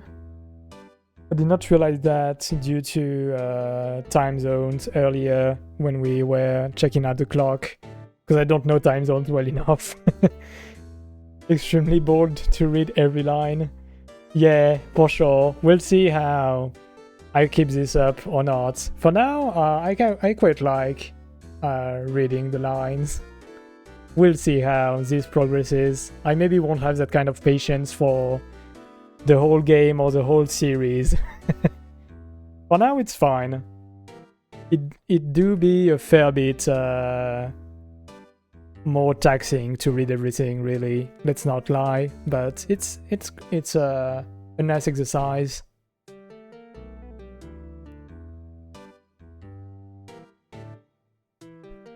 Oh yeah, I did enjoy Case 1. I happened to struggle a lot more quickly than I expected on Case 2, having quite a bit of moments where I was not sure what to present and at what time. So I came somewhat close to dying. Like dying, quotation marks, I guess. But I was at like 4 health points, so I think, if I remember correctly, so 2 errors away, pretty much. But yeah, so far I'm having a blast. I love this line. I kind of want to press it, but let's go with the blackmailing. Mr. White has something on you, doesn't he? Blackmail? I think that painting is fairly gaudy proof. Very well, this may be the chance I've been waiting for. Maybe it's time to get this off my chest so I can finally rest easy again. After all, you were Mia's understudy. Perhaps it was fate? The point I'm getting at is maybe Red White was just a joke about him being overly American in the Japanese version. In the English version, they just made him a fancy pants corporate rich man. Ah, yeah, maybe so. It does have a more American CEO face than most people, even though no one really is like has a kind of a type, I guess I would say. Aside from Maya, of course, with her priestess clothing. After all, you were... Yeah, that's what I mean. What's he talking about? Red White is a man who makes his living through intimidation. Blue Corp is a company that excels in fighting people's weaknesses, I'm afraid. I've been paying them for 15 years now. Ooh! All because of the DL6 incident, as you may have guessed. Name on the back of these photographs. As you suspected, I could not stand in defense of Maya because of this. Yeah, it does fit in. White would have destroyed me if I did. So that's the connection. It's hard for me to tell you this, my boy. Arresting Red White would be nigh on impossible. Impossible? Why? He has information on everyone. It gives him an iron grip. He owns judges, attorneys, prosecutors, police, and politicians. They are bound, unable to do harm to themselves, and therefore to him. Don't look at me like that. What you see is nothing more than the weight of many years. What is the DL6 incident? DL6 is nothing more than the sorting code the police gave the case. It was 15 years ago. I received a request from a medium, a spirit medium. Her name was Misty Fey. Indeed, she was Mia's mother. She had been investigating a murder at the bequest of the police, and she failed. As a result, the police called her a fraud. This is what Maya was talking about the other day. I did all I could for her and in the end cleared her of wrongdoing. That murder case, however, remains unsolved to this day. That case is the DL6 incident. I wonder how she was wrong. Like, did she accuse Mr. White and due to him having blackmail info on everyone, he got out of it and was found innocent on wrong assumptions? We'll see. But why were you blackmailed over this? The incident was top secret at the time. Made sense, the police didn't want people to know they were using a medium. Couldn't let people know. But one person found out. I told him. I told White. He offered me riches. It's an embarrassment to me now. As I talked, the police were mocked far and wide. In secret, they began looking for the one who sold them out. Of course, White heard about it, and he came to me. Only this time, the offer was blackmail. I see. White controlled the law of this country as he sees fit. Yet if you would still challenge him, have a close look at Mia's office. She followed his every move for years. She may have recorded something of what she found. Okay, so I guess we know where to move right now. Let's go to the Fail Law offices. Hard to imagine a murder took place here. Yeah, I wonder, like, shouldn't they keep the place as it was after the murder instead of making it all neat? Feels weird they cleaned everything up.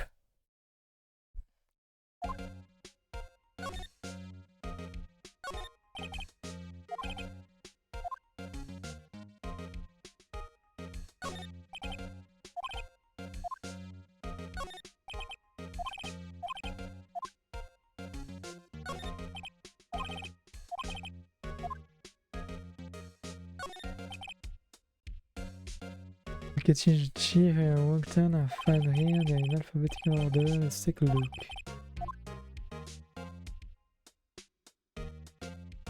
I mean, it's DT6, so it should be in files. AI? Let's see if there's a record in this file that catches my eye. ABF Misty Fey, that's Mia and Maya's mother. Let's read that, seems important. I have tarnished the Fey name, leaving only these words: my mother vanished. I was determined to find the ones who had made my mother blame herself in this way. Using the power that runs in my family, I held an audience with the dead. Finally, the names of two men surfaced. One was Marvin Grossberg, a lawyer who sold my mother's information for riches. The other was the man who sold that information to the press. I wonder why Mia would have Maya go to Grossberg, considering what he did.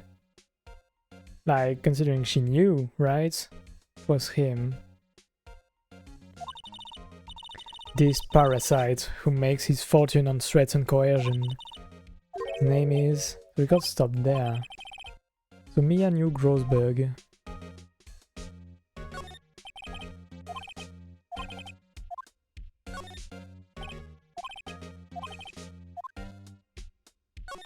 Let's skim through, might as well. These parts here at the end in S. Suicide. A collection of suicide reports. There's politicians, policemen. One of the kid keeping a secret tunnel into a farm in my Minecraft house. A marked On the floor, I had to dig with a sign saying never forget DL6.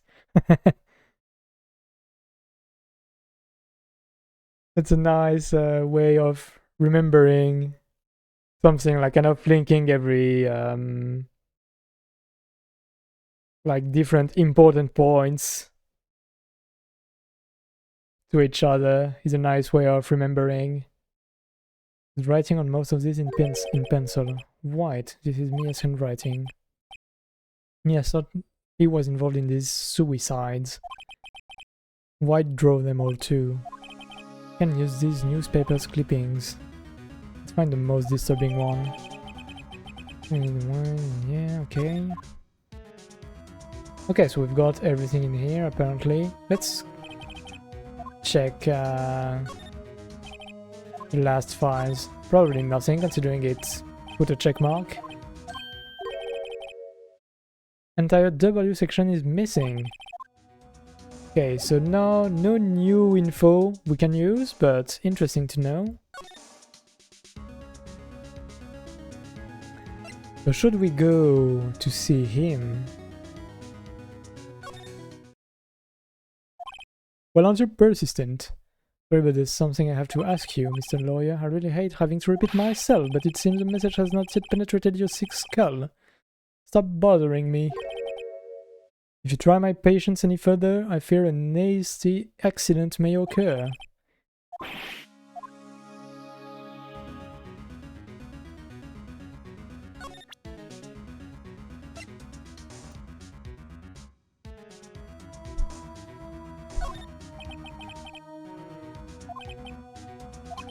Mr. White, see this? It's an article describing the suicide of a politician who was embezzling secret government funds. Then one day word got leaked to the press. The very next day he took his own life. And this concerns me now. How? I found this article in Mia's office.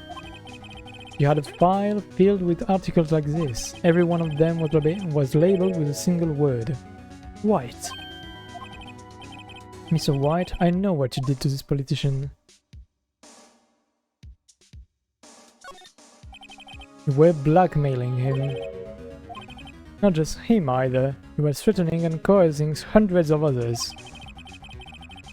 You were involved in all of the suicide cases that Mia investigated. This company is built on blackmail. I'm right, aren't I? What a bizarre accusation, Mr. Wrong. What is it that you should be doing now? Investigating me? No, I think not. You should be searching for the one who killed Miss Mia. Mr. Wrong will be leaving now. Wait a second, Mr. White.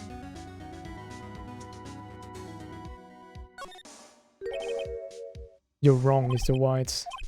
What I should be doing now is going after you. Just what are you insinuating? Mia was on to you, she was keeping tabs. For this reason you had April May tapping her phone. Then Mia was murdered, and all the documents about you mysteriously disappeared. So the culprits would be... Even a child could work it out, Mr. White. You did it. We won't be needing an escort for you, for Mr. Wrong. Instead, please connect me to the public prosecutor's office. What are you doing calling me at a time like this? I've changed my mind. I want to testify tomorrow. The Mia fake case. I witnessed the murder, you see. And thus, as a very important witness, I would like to testify. But you said you didn't want to go to court. Quietude. Told you I changed my mind, didn't I? One other thing. And the police over here right away. The man is standing right in front of me. He looks dazed, but could be violent. For some reason I thought there was a second D.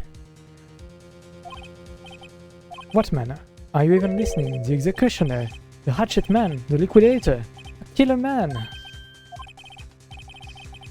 So why, this isn't another one of those. I do not believe you are in a position to freely offer your opinions to me, correct? I'm telling you to send the police now.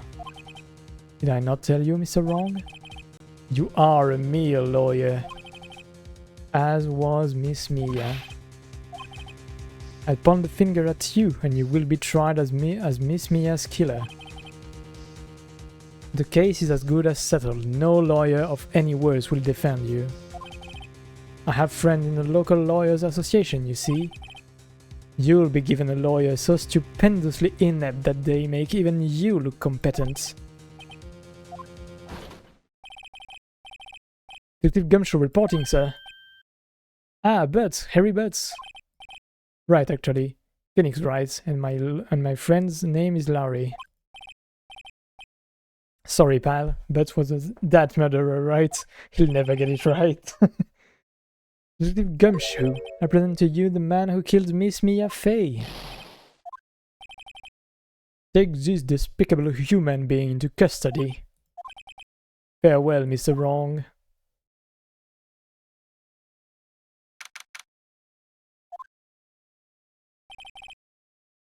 Can't believe it's only been a day since the first trial. My trial begins tomorrow. What's going to set a trap for me? The prosecution will be in on it, of course. Edgeworth included. An attorney was assigned to me by the state yesterday. I refused, I had an ID. Is Maya gonna be our attorney? Maya, great, they let you out of detention. Just now, yes, it's all thanks to you. Now I'm afraid we've switched places. Even though the decor did not change in the slightest, and we are, like, she is technically the one in detention right now. What, you mean you? Explain what had happened to Maya. How many people does that man need to destroy before he's satisfied? My mother, my sister, and now you. This has gone too far. Is it right? Please tell me, is there anything I can do? Cheer me on in court. Defend me in court. You can be my defense lawyer tomorrow. Leave it to me. I am Mia's sister, after all. Lawyerships run in our blood. Does it ghost powers that run in your blood? So run to the bookstore and pick up a copy of Law for Rookies. Wait. I'm kidding, it was a joke. No, really, I was kidding, but thanks, it's good to know you're on my side. There really isn't anything you can do for me anyway.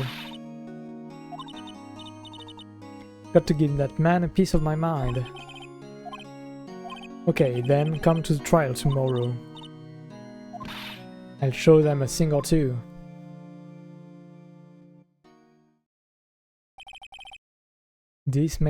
Times may change, yet with crime it's the same old story. In fact, it's gotten worse. Lengthy court proceedings are no longer realistic. Beginning a few years ago, a limit of 3 days was put on initial court trials. Almost all finish in a day, most with a guilty verdict. Ooh, this does not look like a great state of justice. I never thought I would end up in the defendant's chair myself for this case. It's interesting that they do, like, give you an in-universe justification for trials to be super duper fast.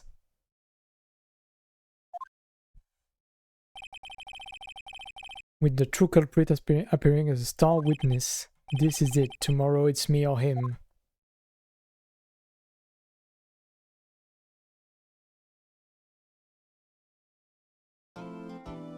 To be continued, but we will continue. This is going a fair bit longer than expected. I thought it would be an hour more. And we're almost at the hour more mark compared to when I thought that. But we are nearly there. It's still fine. Well, I guess this is it. One way or another, this case gets decided today. Ooh, why is he here? Is he against us again? Received a call from the Chief Prosecutor's office yesterday. Was told that whatever Mr. White says today, it will be the absolute truth. No matter how you try to attack his testimony, if I raise an objection, I have it on good faith that the judge will listen to me. So you're saying I'm going to be guilty, end of story. I will do anything to get my verdict, Mr. Wright. Anything. Why? How can you torment an innocent person like this? Innocent. How can we know that? The guilty will always lie to avoid being found out. There's no way to tell who is guilty and who is innocent. All that I can hope to do is get every defendant declared guilty. So I make that my policy. You've changed. Don't expect any special treatment, Phoenix Wright. Phoenix, what will be starting soon. Does he know Edgeworth from law school or something? He did say Edgeworth changed. Your defense attorney isn't even here yet, they're not. I'll be defending myself. She seems flabbergasted. Okay, let's do this.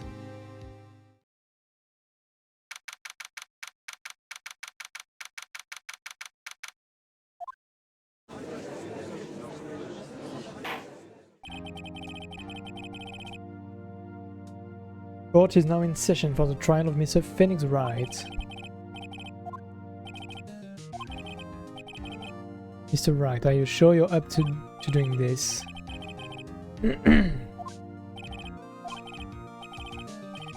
Very well, Mr. Edgeworth, your opening statement, please, as the details of the event are already quite clear to the court. Today we will hear the testimony of a witness to the defendant's crime. The prosecution may call its witness. Why didn't the judge ask Edgeworth why his witness didn't testify before? Like, he already knows why. If anyone's going to raise an objection about that, I suppose it's me. Let's ask. So Edgeworth, you owe an explanation to the court. Why didn't this witness testify in the trial against Miss Maya Fey? I'm ever so sorry. Mr. White is a busy man, and besides, at the time I thought that Miss May's opinion was all that we would need. Again, my sincerest apologies to the court.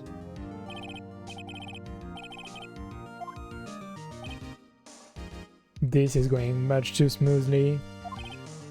Great, he gets to show off and I get nowhere.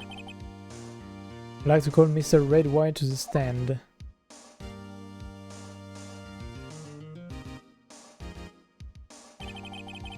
Please state your full name. You wish to know the title of my personage. Ooh, shiny. Yes, that is what I said. Oh dear, do my locutions confuse? Yeah, these two go very well together. My name is Red White, but my friend calls me Blanco Nino. I am the CEO, or to use a more common term, the president of Blue Corp. Did you know the victim, Miss Mia Fey? That would be a negatory. No, I did not. You were at the Gatewater Hotel the night of the murder. And you witnessed the murder from here? The murder from there? Why tell you what you already know? Very well, Mr. White, you may begin your testimony. It's interesting how he probably purposefully did not say clearly he witnessed the murder right there. Why do I always feel like in the end of the world and I'm the last man standing? Ho ho ho! I hope you have made your peace with God, Mr. Lawyer.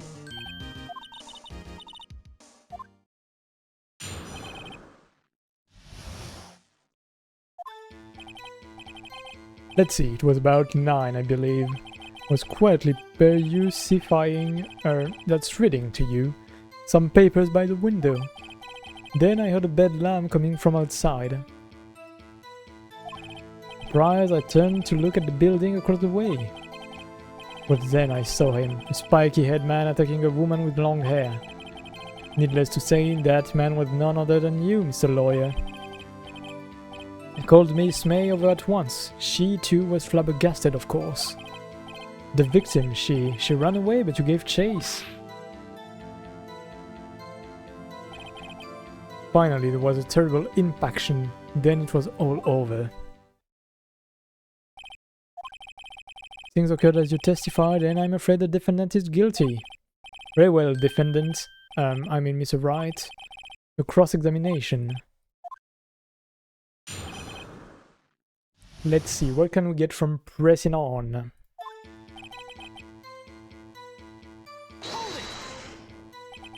Do you know what time it was? Always absolutely perfect, you know? You are so mistrusting, Mr. Lawyer. So, what was the proper term for secretary again? Anyway, Miss May ordered room service for 9. It happened soon after the room service arrived.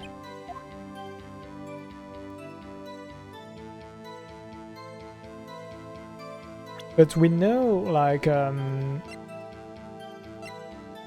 from the bellman's bellboy testimony that Miss May was alone at the time, but we don't have any proof that goes along this way, I think, so let's hold back.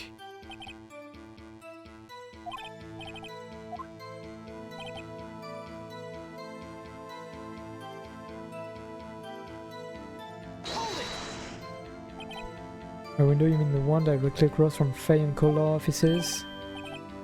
Is the only window you see, and there you were reading papers?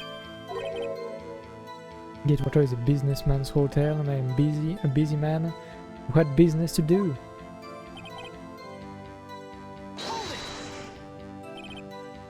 A bedlam must have been when you attacked, I assume.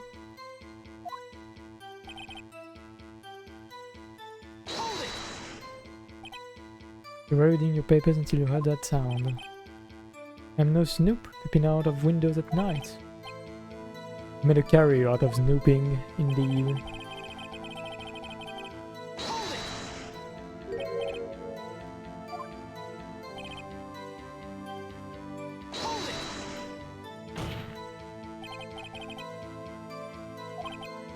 Miss May clearly stated that the assailant looked like a girl. I've always been proud of my eyesight, Mr. Lawyer.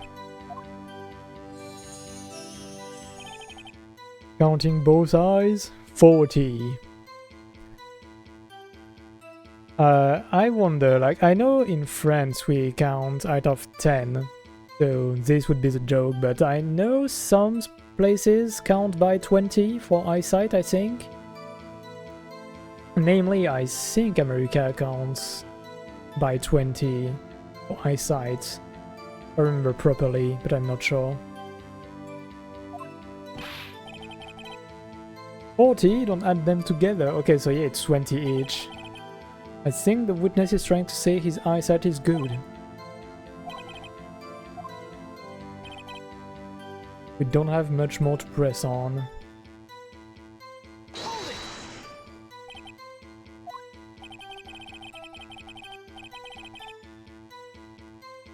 Yeah, here it's 10 out of 10.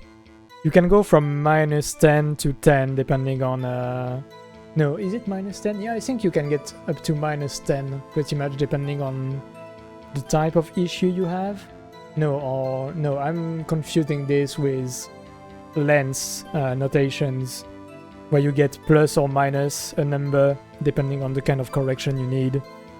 But like eyesight is 10 out of 10 for us here. He had just finished watching a soap opera on the TV and was weeping openly. Objection! That has nothing to do with the case at hand. I care not, I will enter the lawyer's bold inquiry. Miss May was acting alone when she tapped the phone of this Fay woman. Ho ho, I know, after all I am El Presidente.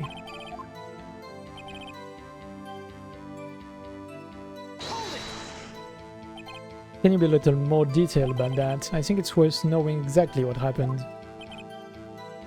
Of course, comprende, I understand. The victim was attacked by you and ran to the left. Could this be the arrow we wanted? Aha, she ran to the right when you look from the hotel. Supposedly.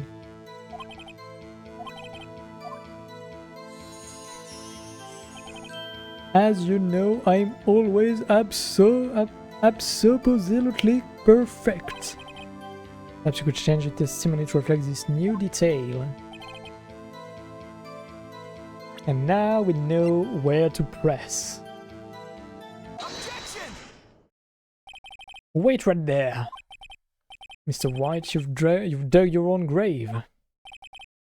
What is this? You said the victim ran to the left. But that directly contradicts Miss May's testimony. She clearly stated that the victim ran right. It's simple, you have misheard her. I think not. Look at the floor plans. The killer was here, and the victim here. The victim ran to the left as you claim she did. She would have been running directly away from the door. She would have been running into a dead end. Don't you find that odd? Ooh, did not expect his face to get so detailed all of a sudden. Very strange. I did see her run to the left, I did. Phoenix, look at his face, I don't think he's lying about this one. Ooh, maybe he really did see the victim run left. So he did witness the killing? But he did from inside! Yes, Your Honor, Miss May says right and Mr. White says left. Can you explain this contradiction to the court? Both are right. Both witnesses are telling the truth, for once. I doubt it. Rather, that does not clear up the contradiction. There is one scenario that would explain their conflicting accounts. Obviously, the witness was not viewing the crime from the hotel. What do you mean?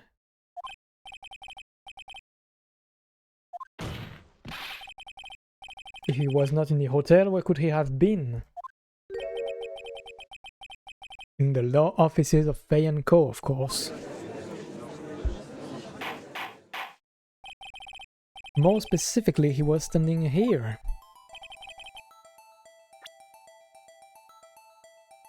I mean, right here?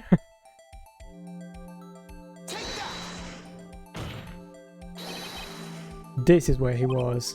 Look, when the victim ran for the door, if he was watching from this point to him, it would appear that she ran to the left. Please, this is no time for jokes in ill taste. That is where the killer was standing. Indeed! Anyone disturbing the order of this courtroom will be held in contempt. Mr. Wright, what are you suggesting?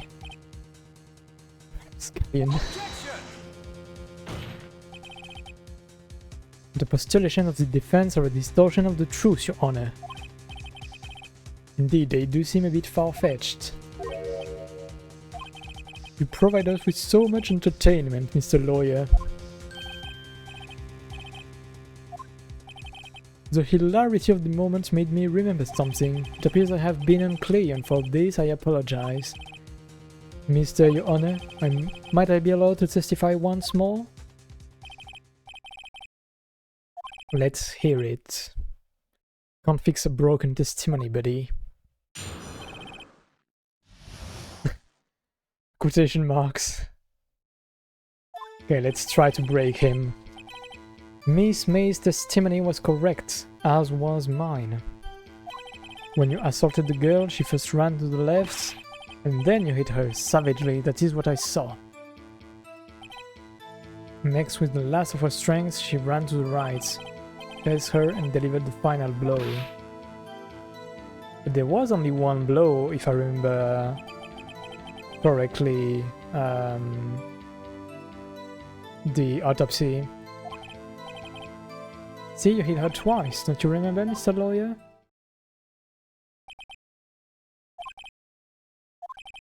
You bet I will.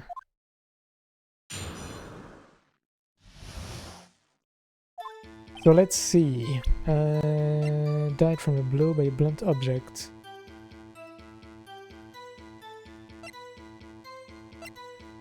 It's not highly clear, like it says a blow instead of 2 blows, really. Maybe I'm gonna press on before using the testimony. The autopsy record, I mean.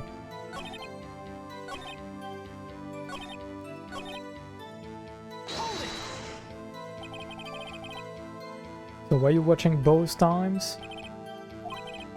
And please excuse me for not testifying to this sooner. I think we've got him right where we want him. He slipped.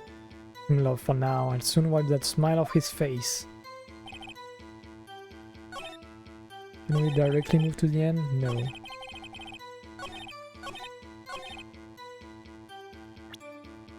So this, considering how it's worded, should be fine, but I'm not entirely sure. Objection! Okay, it's good. The victim died from a single blow. What do you have to say to that?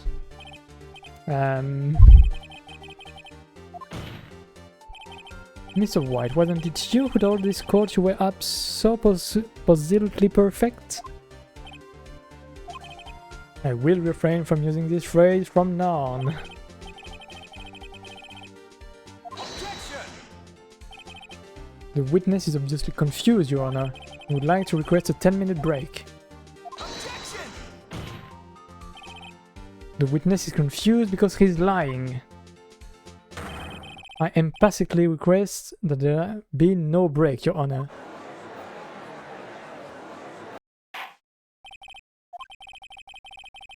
If the witness would care to revise his testimony. The White. He seems much less sure of himself now. I looked at the other window and I heard the thing fall. Then the next moment I saw Miss Mia run to the left. Killer, you attacked her, but she dodged. And then she turned and ran to the door. Then you did her in with a single blow, swap. She did not have time to run to the door.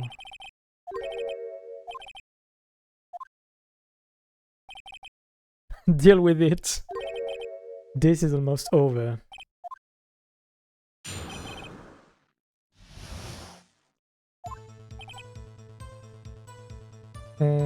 I think I kind of want to press on about when she ran to the door.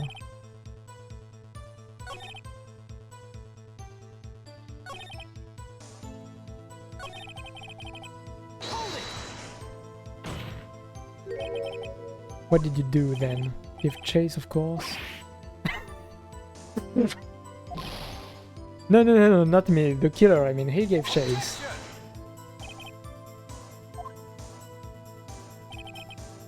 Mr. Wright, he's only trying to fluster you with baseless accusations.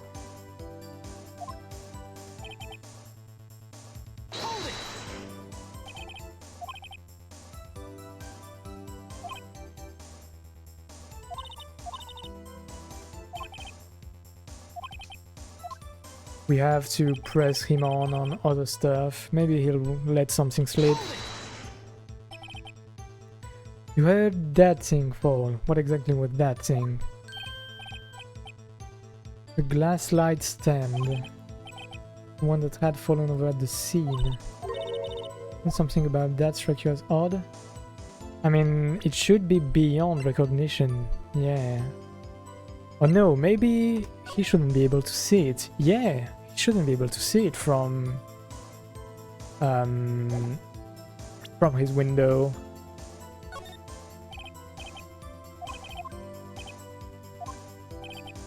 You're saying you saw the glass light stand. Then change your testimony to reflect that.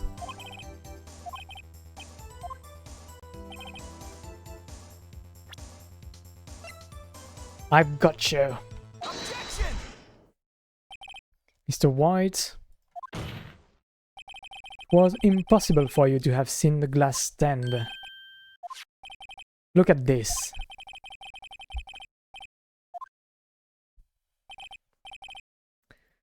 Now look.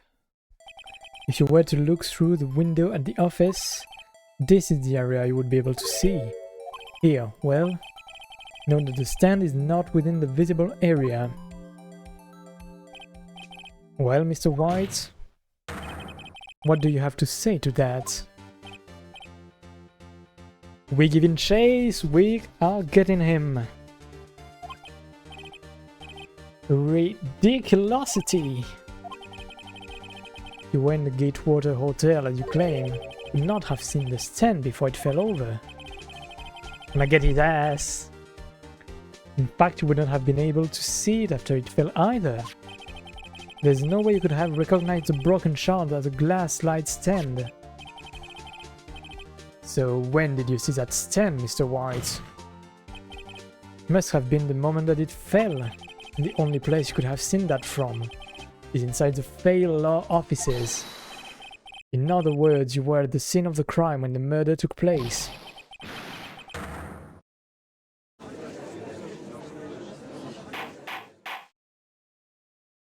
Somehow this is going much better than when I was against Miss May. So White, you did it, didn't you? Mr. Johanna? Looks like we're about to get our verdict. That's far enough, Phoenix, right? Forgot about Edgeworth. Yeah, he hasn't done much really so far. I did get kind of distracted by the animations and having to recite what she was saying at times. It did fluster me. Having to say things akin to whoopsie doopsie, I did the fucky wucky were not part of my contract when I started this game.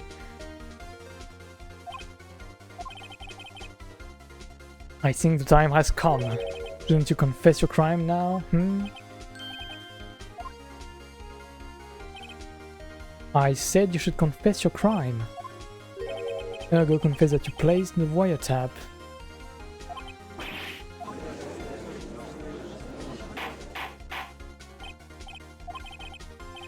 Mr. Edgeworth, explain to the court what you mean by this.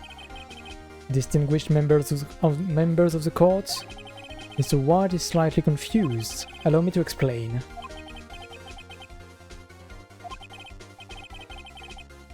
As you know, Mr. White is the CEO of Blue Corp. He ordered his secretary, Miss April May, to tap the law offices of Miss Fay.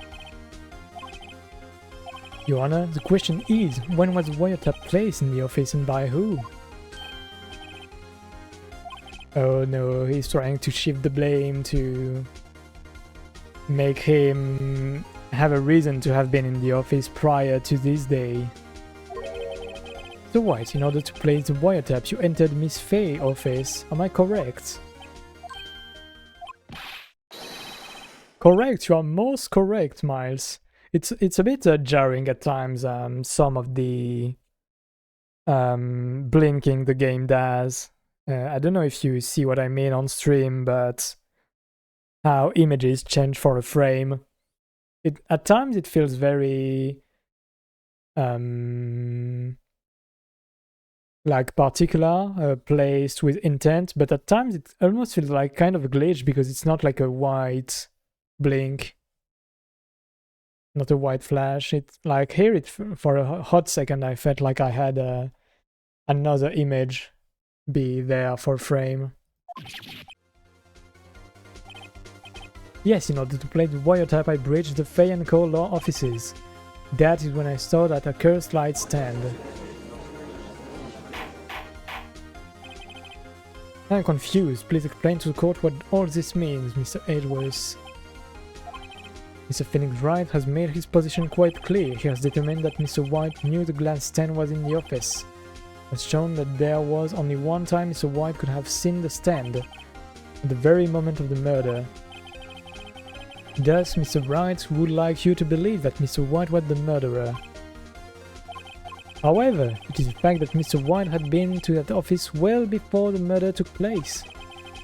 When he went to play the wiretap, he could have seen the glide slide stand then. Let's flash some expressions if I remember. Right, blink and miss it reactions. Yeah.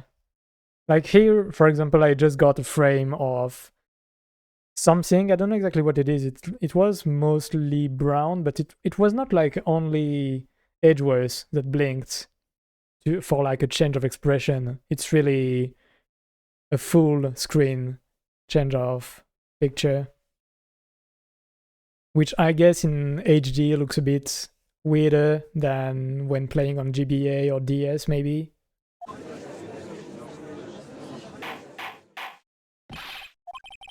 So White will testify to the court about this wiretapping. Somehow he feels very confident about like admitting to what is still a crime.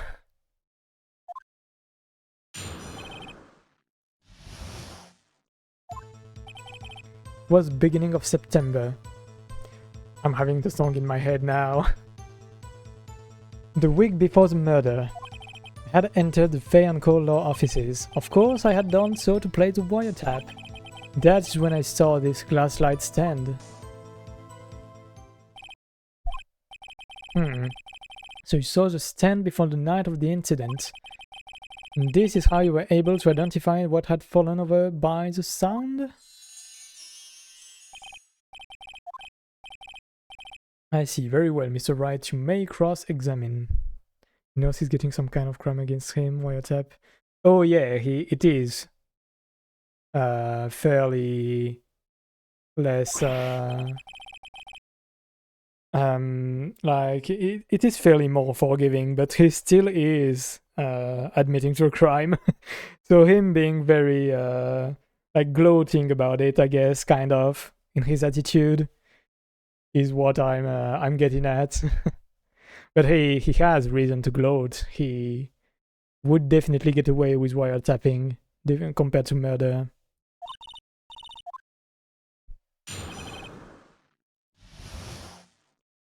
Okay, I do have to take another small bathroom break. I will be back very quick.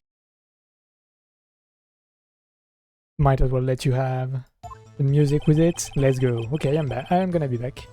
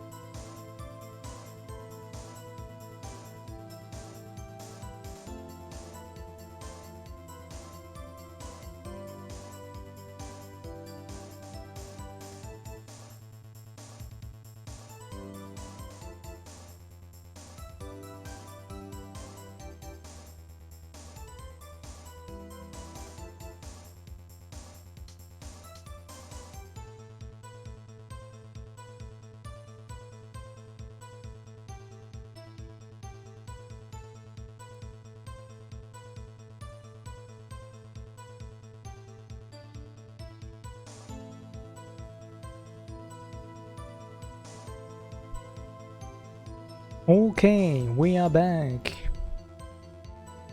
So let's see, we're gonna, as always, press on to everything.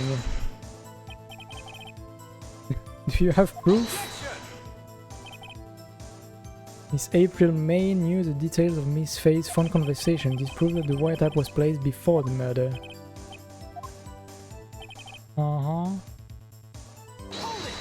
How and when did you enter? Because, like, I'm guessing many times there would be either Phoenix or Mia there.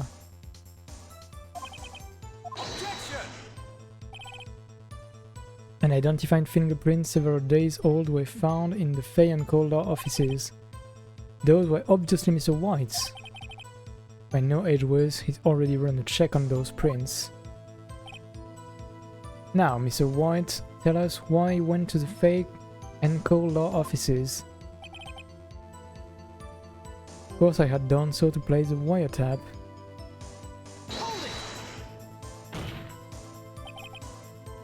Why did you tap Mia's phone? It has no bearing on the current case, Your Honor. Blue Corp is a detective agency of sorts. We have a responsibility to protect client confidentiality.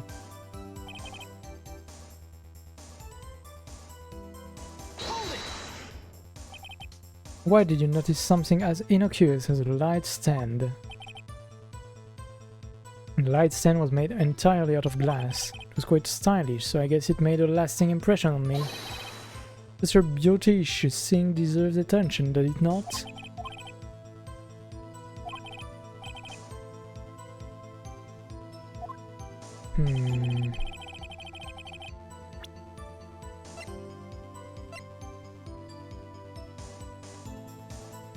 So we do have only glass shards, so we don't have much really.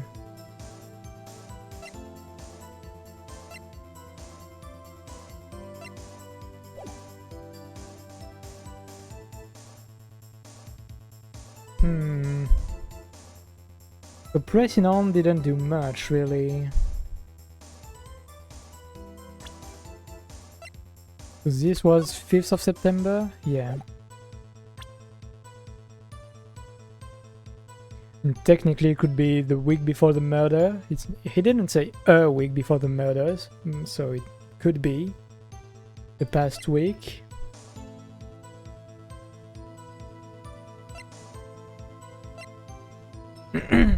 This I'm interested in. Maybe I can use it.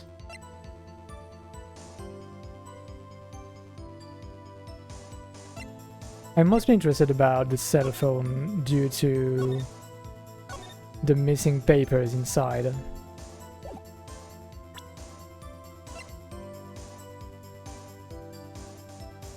I'm not sure where I will use this receipt. We've used May's testimony. And I'm not sure we can use the floor plans again.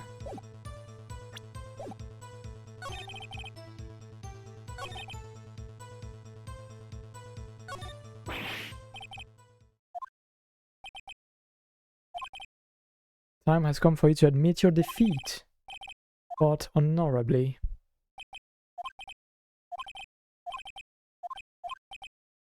What? No, okay. For a hot second I was concerned. I know that voice. Ooh. Maya is doing her thing. Never give up, Phoenix. Oh yeah, the shock would certainly get to him.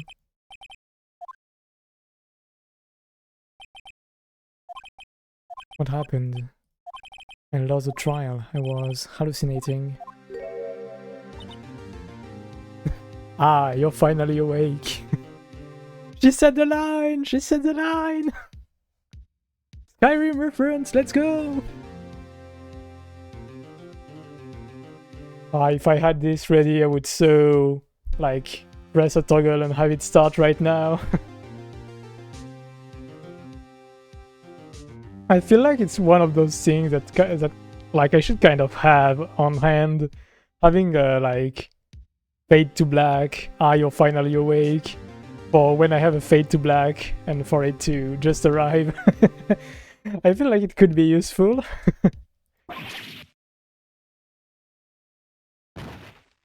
Oh, we fall again. That's no way to greet an old friend. I want you to look at me.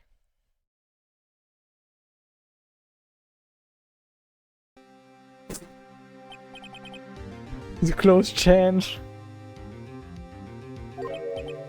Maya, didn't you know the Fey women have strong psychic powers? When you accepted your defeat in court, it appeared that was enough of a shock to awaken Maya's true powers. So Maya is channeling you? That's right, I am Maya, but I'm also Mia. Now I want you to listen to me, Phoenix. Maya never gave up, you can't either.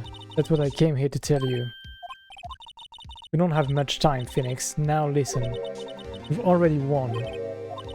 You have that receipt in the court records, right? Yeah, the one you wrote Maya on.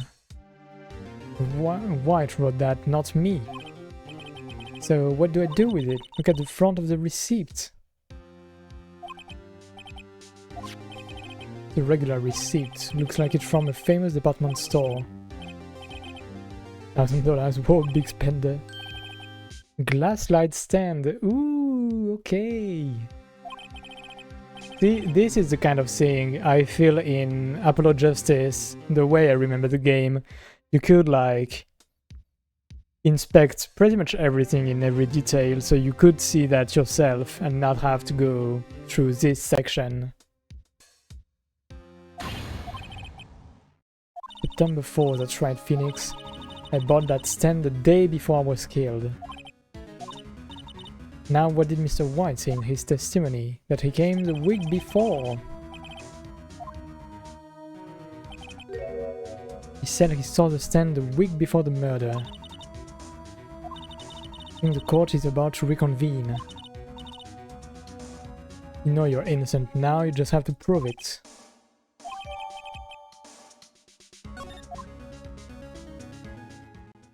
Get his ass! We're gonna get his ass!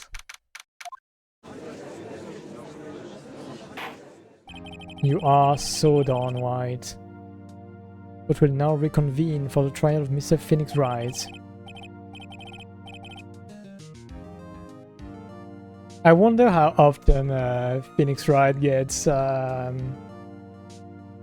taken in as the main suspect, I guess. Because I have, like, from the little Ace Attorney experience I have, I already know of 2 times, and it's not much, but it's weird it happened twice, like you'd say. So I wonder if this is a regular occurrence. We'll see about that when we play the later games. Hopefully for him not that much. But we'll see.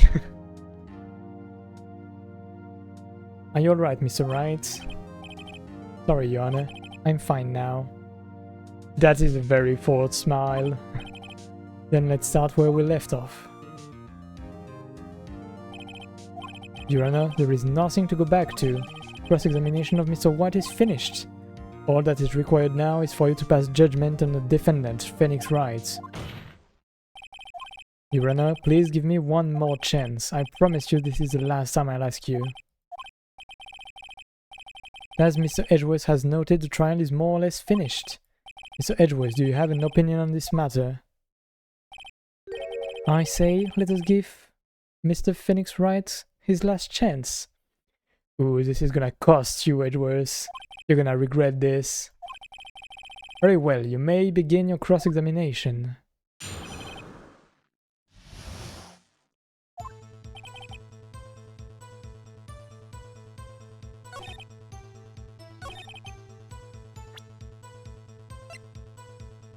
Objection! Die! Take my finish move. Look closely at this. See the word Maya written in blood? You're grasping. I think not. Look at the other side of the receipt. Your Honor, would you tell the court what is written on the other side of that receipt? Well, a glass light stand. And the date of purchase? Why, that's the day before the murder. You see, Mr. White, when you allegedly entered Feion Coal Law Office at the beginning of September, the stand could not have been there. Oh, he is devastated. Well, Mr. White, can't get out of this one, can you? No, it's impossible. Uh-oh, he's losing it. Well, Your Honor, I understand there must be quite a bit of pressure on you. But I think you'll agree you can't judge me guilty under these circumstances. Very well. Then that is all for the trial of... Objection! Not so fast, Phoenix Wright. Oh no, we are getting counter-pursued.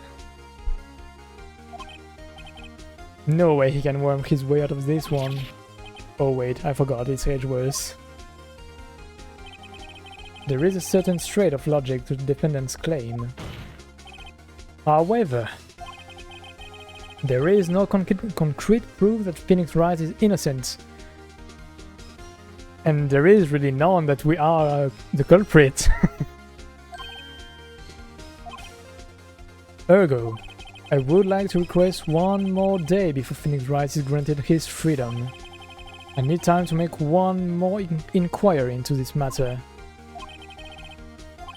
This isn't going to be another one of those updated autopsy reports. This guy just makes up evidence as he pleases. This is bad. I mean, we should object, right? Mr. White's guilt is obvious. There is no need to prolong this trial any further. If anyone's going to call Mr. White to trial, it would be me, the prosecution. I need a day to ascertain whether these new claims have any basis in factual evidence. Ah, shit. So we have one more day. This is getting always longer than I expect. It's fine, it's fine. Completion of the trial of Mr. Phoenix Wright will be postponed until tomorrow. There's no telling what will happen if I can't end this now. Or maybe we can still fix this? Edgeworth is sure to come up with or just make up something. And after Mia showed up to help me and all. Okay, it might not be so much longer in the end. Mr. Your Honor, may I go home? Of course, thank you for your time. The witness will stay. Phoenix, read this note out loud.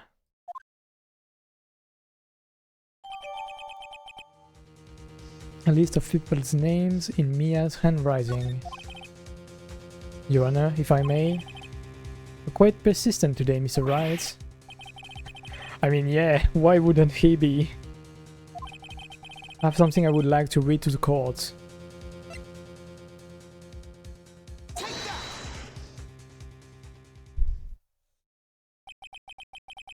The memo Mia had given me was a list of names. Many of them sounded strangely familiar. People in finance, famous celebrities. That's when it happened. Stop, desist, halt! Please stop making him stop! How did you get that list?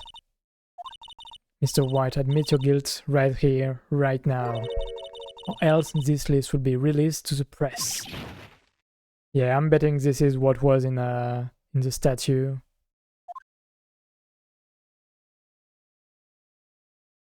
I confess. I did it. I hit her. I'm getting the room I'm starting to think of the room now. Sorry. I did not hit her. I did not. Oh, hi, Mark. Oh, hi, Mia. Case closed, Your Honor.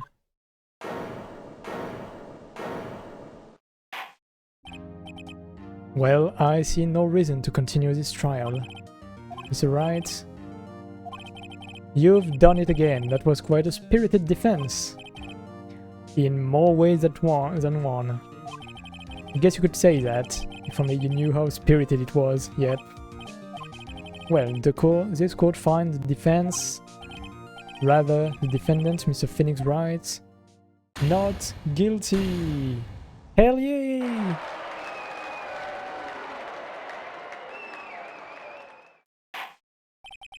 That is all. This course is adjourned.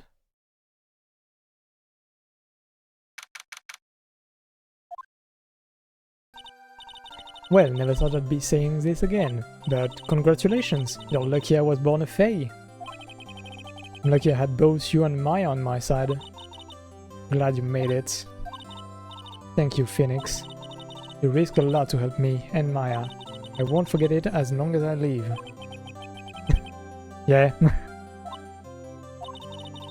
My time here is running out. Maya's powers are still weak. Can't stay here that long.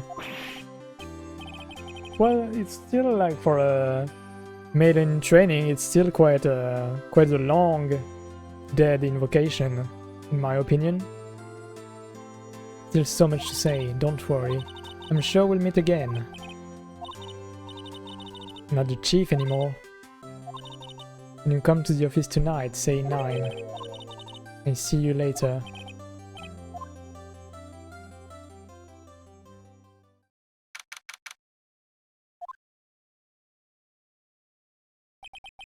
In here, it's hard not to think about that night. And I'm worried you might not. How about a burger? Yeah, it's gonna be Maya. Should see your face. Yes, that one seam! Turnabout Sisters, it's here! What are you talking about? It's me, Maya. What, did I look like my sister? You were her. I might be able to do that, to use that. Oh, Phoenix, go to the store and buy me lunch, would you? Why are you here? With this? See, Mia wrote me a letter. Take care of Phoenix for me. You mean the office? This office? Someone has to help with the new Right and Cold Law offices, right? And who better but me, Maya Faye, reporting for duty. Wait, no, on second thought, let's make this casual. Yo, Nick, Maya here. Ready to get down to business. Not mind me calling you Nick, do you? Great name, Mia said that's what your friend Larry called you. I vaguely recall there is some kind of a play on words with Nick, but I don't remember the full gist of it. I vaguely recall some stuff from the anime too. I watched the Phoenix Wright anime when it released back then. But again, it's been a long while ago. And I remember it goes quite fast. Like, you only have 1 or 2 episodes per case. I remember something like that. And what this means, we're partners. I think about it, it is Maya's fault I'm here now, but if it wasn't for her, I'd probably be in jail. Right and Cold Law offices, got a good ring to it. Let's go! Always be here watching. Right, okay, Nick, let's do it. Let's have a burger. Do what? Burgers, dummy, burgers!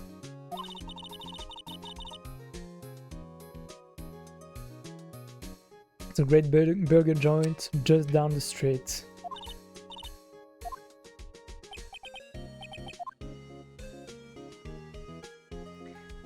Okay, we did it. Let's go. Ooh, that was a nice episode. Oh, Turnabout Samurai. I remember this from the theme. The Steel Samurai theme, mostly. Okay, so let us save. And yeah, be done for today. How do I quit this? I'm gonna whoop. Okay, I want to keep that for next time. Up. Let's see. Let me give you a bit of a song for the end. Oof. Shouldn't be too high up. Can't even barely hear it really. Let's see. What is there anywhere I can send you all? I'm gonna add a marker here. And let's see. Urate is streaming right now. So I may send you all there. But yeah, thank you all for being here. I'm trying to look into everyone I know to see who I can send you to. But yeah, I'm gonna send you to Urate. Hello, Smiley. Yeah, I have greatly enjoyed the beginning of the game, and I really can't wait to continue. If my sleep and headaches and migraines allow it, I will try to continue tomorrow for episode 3 with Turnabout Samurai. And I can't wait to continue. And thank you for the follow. And thank you everybody who has been here today. It has been a pleasure having you. And I will see you all as soon as possible to continue this. Thanks again. Bye bye and have a great rest of your day or night.